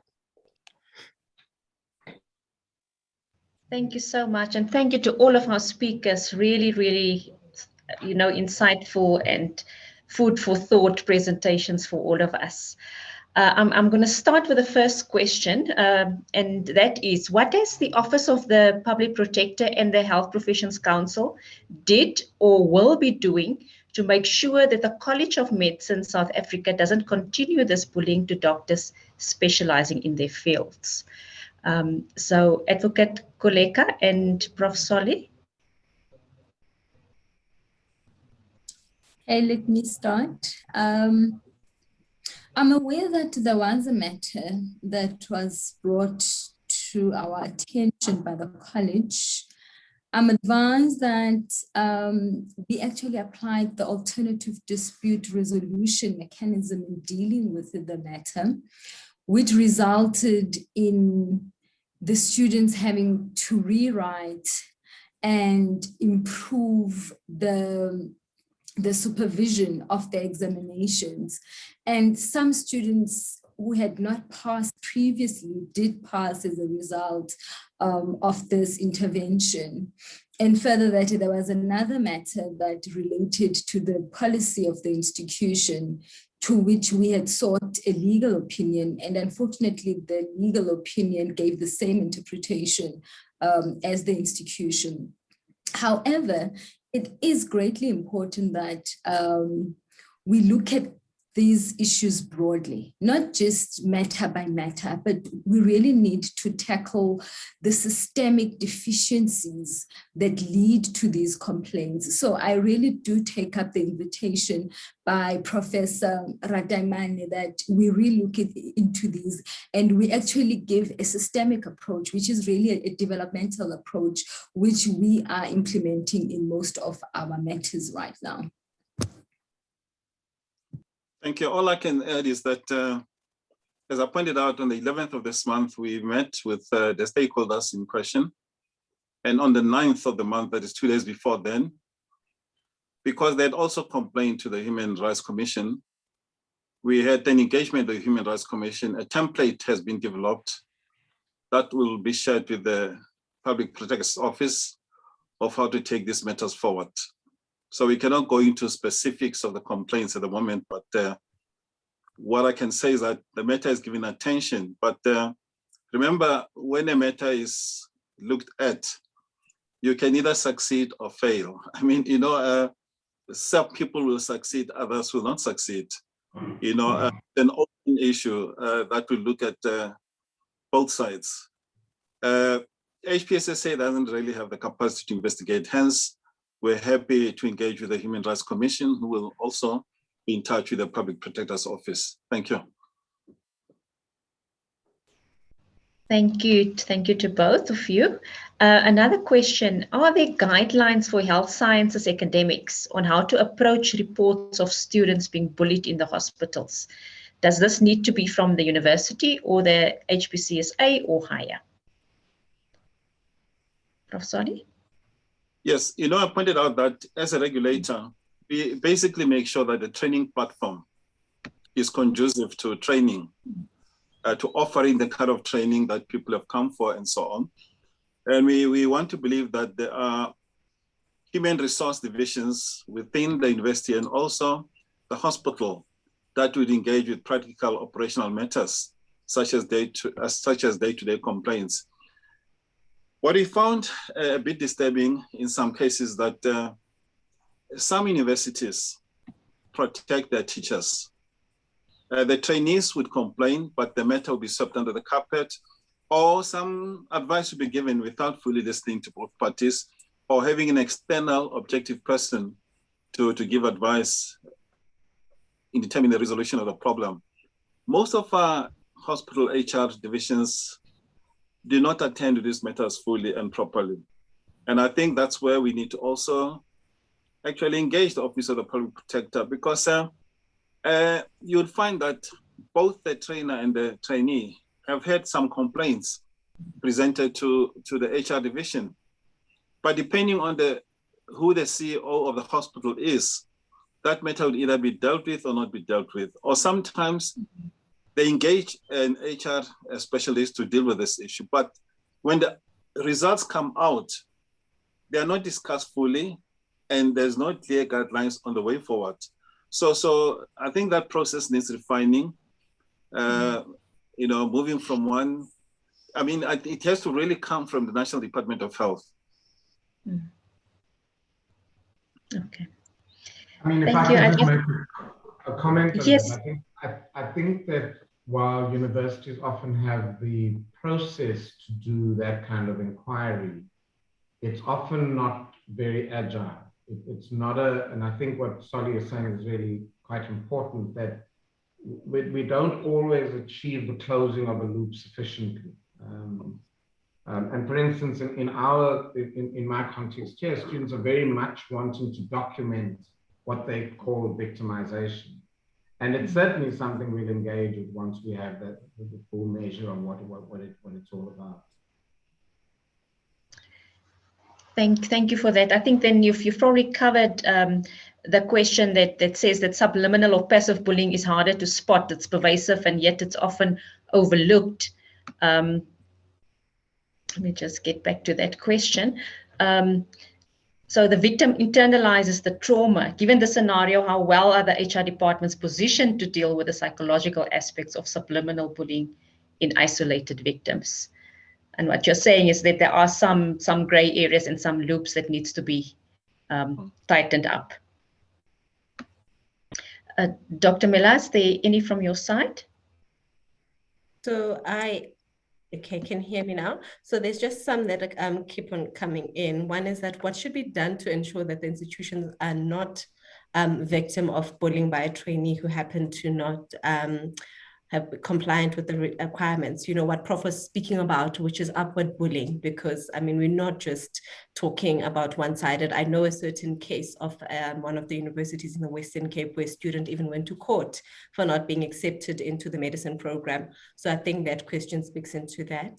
And then also, I think maybe let's just ask Prof and Prof Soli and Prof Thompson to maybe answer that one when it comes to the institutions being bullied by students or interns. Well, remember, go ahead, sorry. And I was just saying before Lionel comes in my recommendations in terms of solutions, is that there must be some guidelines attached to the contract employment, the employment contract of the trainer. And also, these things must be discussed, that induction of new teachers and so on. But similarly, the students on admission, they must be aware of the recourse available at that particular institution if such matters arise. Because in most cases, students or trainees don't know what to do. The main recourse they have is to go to the dean's office, either through the head of department or directly to the dean's office or other people in authority.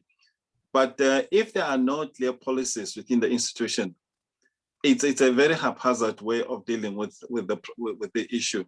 It may not be completely dealt with fairly for both parties. Thank you. Panel? Yeah, I mean, I think that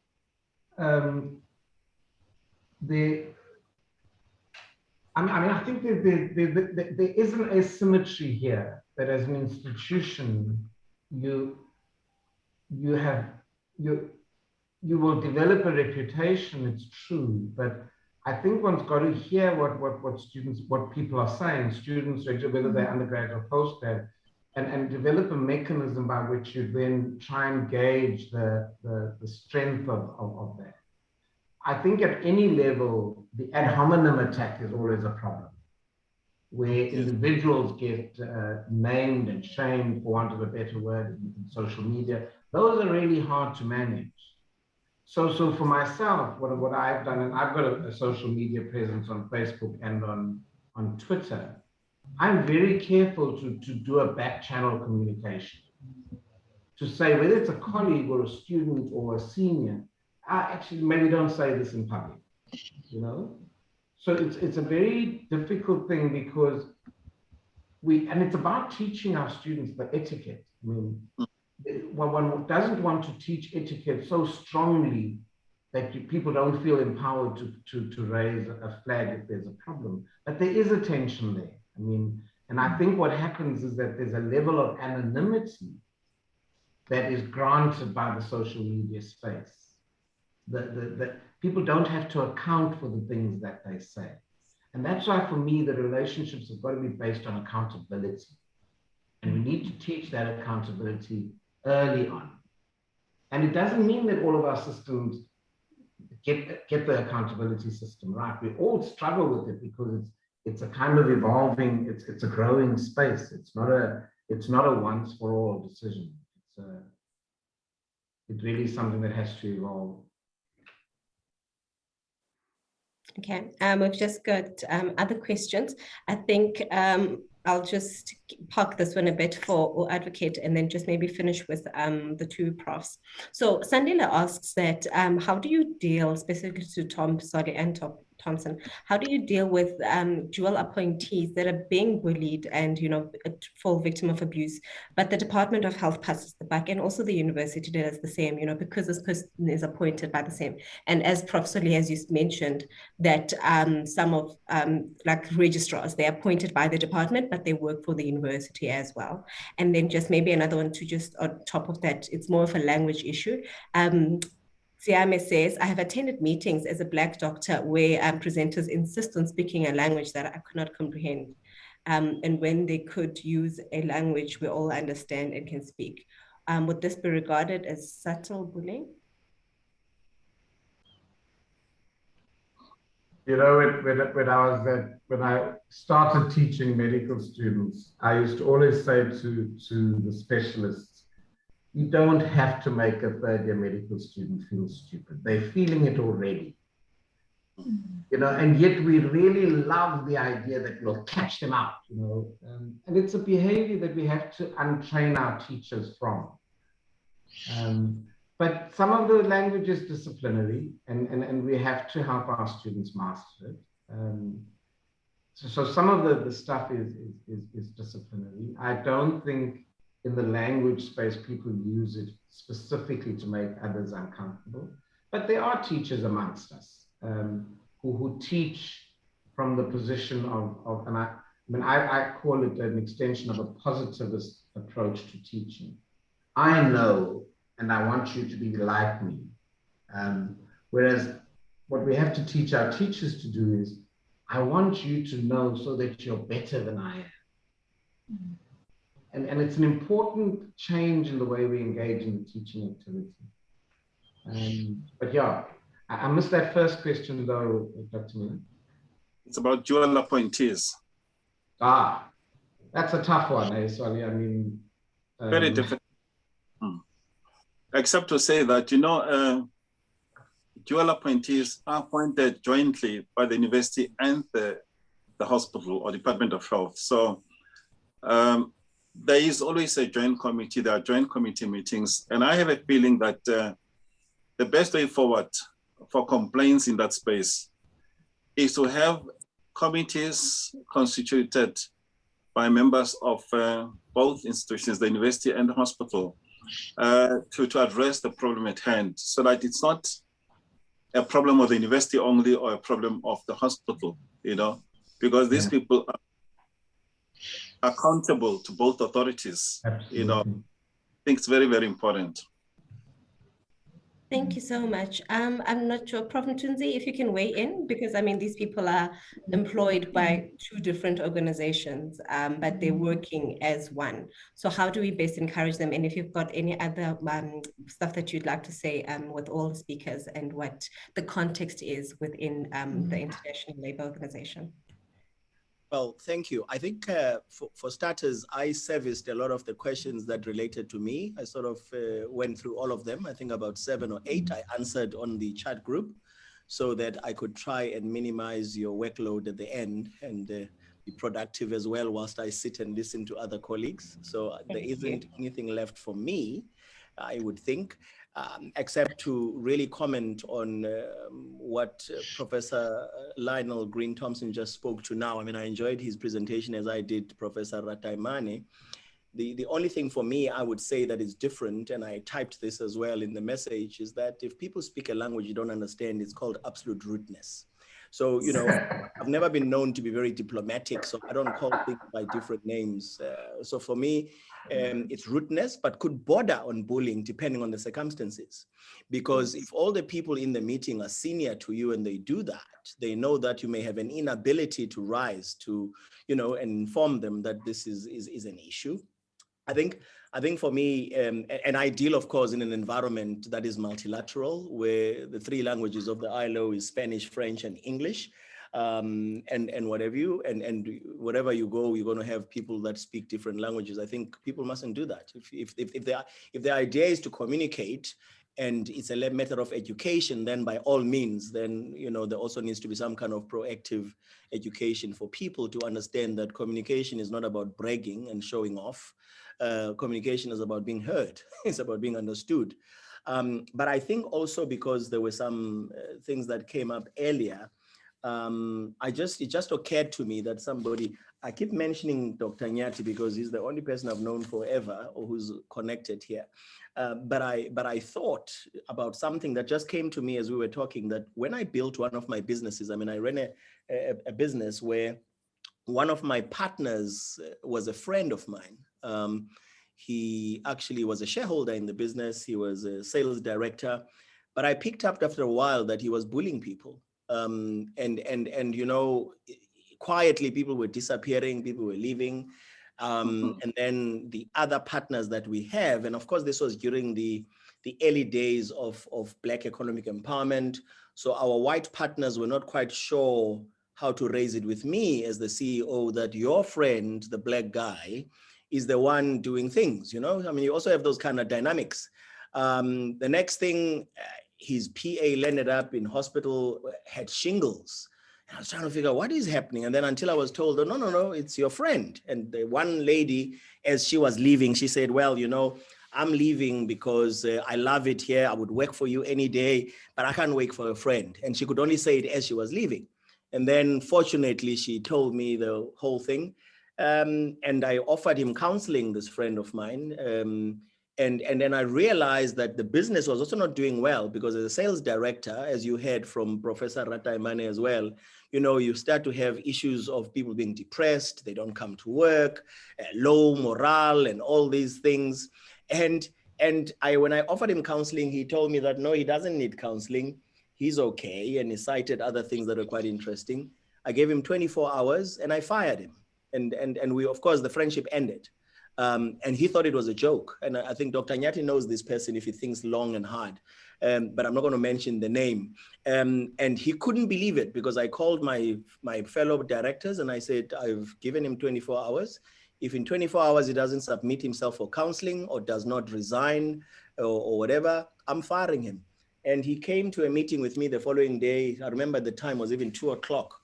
And as he got to the meeting, I looked at my 24 hours. My PA came with a letter. I gave it to him. He was fired there on the spot. So I think it's also, and the point I want to make with this is just one point that I may have failed to make, is that in the proactive stances that we take and in the environmental kind of issues that we are supposed to build on to ensure that everybody knows that bullying will not be tolerated, that bullying is not something that's going to happen, I think we also need to understand that organizationally, bullying also happens as a lack of leadership. Lack of leadership is also very important. I mean, anything that goes wrong in an environment like that is because the leadership has failed its people. The leadership has failed to proactively build an environment in which people can thrive, proactively build an environment in which people can be productive. Because the other thing that I do as well is I'm also chairman of Productivity South Africa, appointed by the minister. And so having a productive nation is also a responsibility we have. Once you've dealt with the sensitivities of mental health and how people are affected, it's also bad for the economy. It's also a challenge for the economy to have people that are not happy. You know, and I think that's all I will say to the two moderators. And I thank you for the opportunity of being invited to learn and understand and be able to also now know about the health sector. You know, I don't know much about the health sector, but now today I've learned a bit. Thank you. Thank you, Prof. And I think just one last final question for the Advocate Koleka. How can protection be afforded to victims that are reporting? Taking it further, the suffering endured by whistleblowers in life is appalling.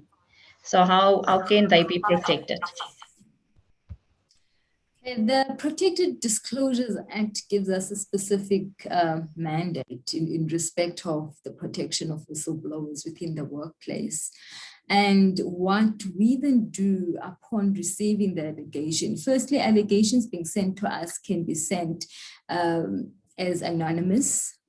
And when we write to the subject institution or department, we do not disclose the name of the complainant, even if we do know who the complainant is. What we further provide in our allegations letter is that the institution must not take any action against the employee until we have completed our investigations. This is to ensure that there is no occupational detriment that happens as a result of the whistleblowing. And further, the kind of remedial action that we give seeks to deter abuse or victimization of whistleblowers. And as I've said earlier, we are really digging deep to look into the systemic problems that give rise to the kind of complaints that we have. And in terms of whistleblowing, we really do make such remedial actions, issues of policies, even within department, what they can look at, what they need to amend and so forth to ensure that whistleblowers are being protected. Thank you, Advocate, for that answer.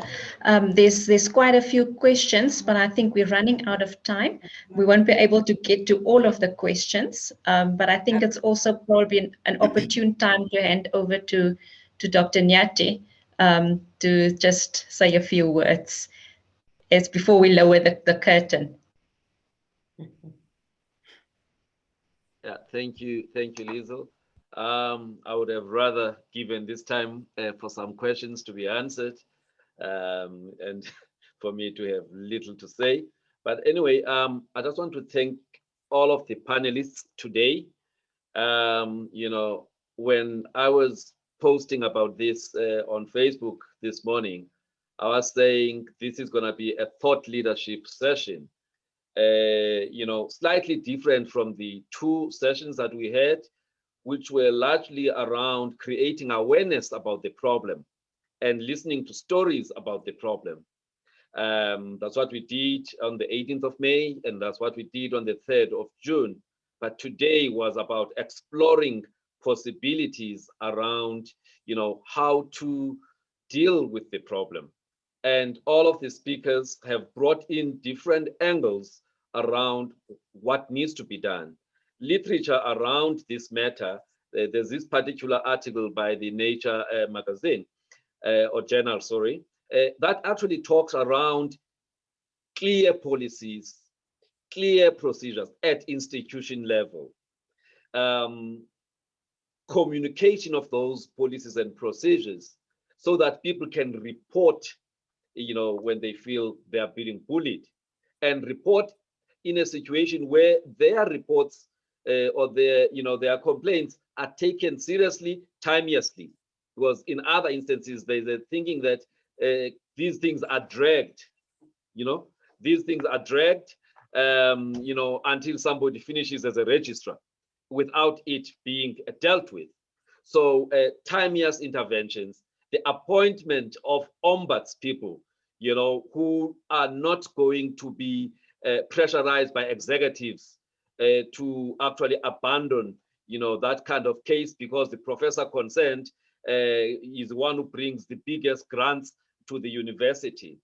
So the issue of institutional ombuds or institution-based ombuds versus a central ombuds, that is then not really affected by, the executives. So all of those things, at the point here is that, whilst institutions need to do their best, communicate their policies, and ensure that people are held to account, but at this moment, it still seems that those who are more in power, they get away with murder, literally, because some people do actually die from this thing. So I just want to thank everybody, thank all of the attendees or viewers in all three of the webinars, because again, these would not have been successful webinars without their participation. We've had more than 1,000 people in these three webinars combined, and that to me is very important. And the videos that were recorded are being viewed a number of times. So it is actually multiplying more than the 1,000 of people who attended this. So in closing, I just want to say thank you, thank you, thank you. We will continue. The real reason of having this platform was to say healthcare as a space, we don't have enough platforms to deal with some of the issues that affect the space. And we've now seen how important healthcare is with COVID-19. So this platform will continue to come with, conversations, some of them that are not very comfortable, but are necessary. We'll be tackling issues of national health insurance during the month of July, and we'll continue to look at any other issues that are of concern to the people. So with those words, I just want to say thank you to everybody, and thank you to my fellow, colleagues who have been moderators from the first one to the last one. Others apply, a dual role, like Liesl, who was initially a speaker and is now, a moderator and a member of the Proactive Health Solutions team. So thank you very much, Prof. Mtwaba. Thank you very much, man, for making it. Despite all the problems relating to President Biden and your hosts there. Thank you, Advocate Galeka, and your team at PPSA. Thank you, Prof. Soli. I don't want to say much, but you represented the HPCSA, but there's more that needs to be done from that angle. And I hope in 3 months' time, what you guys will come up with will provide clarity, and the collaboration between the PPSA and the HPCSA, I think, is very, very necessary. So maybe, Deputy Public Protector, you may need to have some dedicated resources to deal with some of these. I know you guys are constrained financially and otherwise, but I'm sure there is more of support that you can offer to HPCSA, and maybe also just teach the institutions on how to set up their own, ombuds that can actually play the kind of role that is required. Thank you very much. Thank you. Thank you so much. And thank you so much, Prof. Lionel. And yeah, I just want to say. Sorry, I think I didn't thank Prof. Lionel Green Thompson. Prof, my apologies. You know, you were the last speaker, but you know, that doesn't mean your contribution was the least. You know, but what is important here is that you come from the institution, you know, that's rated #1 in this country and also in the continent. It was important that as we close this discussion, we have a view from people below that big mountain, and you have actually exceeded our expectations. Thank you very much. You know, it's nice to have, you know, Facebook friends that are at high places. So thank you very much. He's my Facebook friend. I can claim him. I think I must invite. I'm going to unfriend some Facebook friends. Making me work before a public holiday. But I would just like to say thank you so much to everybody, and thank you from, you know, for the attendees for being with us from the first stage. I think, you know, being the youngest amongst the panelists and representing more of the junior doctors, it's things that are really affecting people. Lots of young people are living the clinical space because they just feel like they feel overwhelmed. And exactly what Prof. Ntunzi was speaking to, you know, the older generation, you know, we feel like you're hitting a brick wall when you're speaking about mental issues. And I'm really thankful that this platform, when people are able to take us seriously and really think about the stuff that people are going through, and especially the mental health illnesses that nobody sees compared to like diabetes and everything else. As said, all of the videos will be shared at the Dr. Fundi YouTube channel, and also you can just check us out on Facebook. But thank you so much. Have a good evening and enjoy a great Youth Day tomorrow for South Africans. You guys enjoy for me. In Geneva, we don't have Youth Day. We have Putin and Biden. Enjoy. We will. Thank you so much. Have a good evening, everybody. Okay, bye-bye. Bye.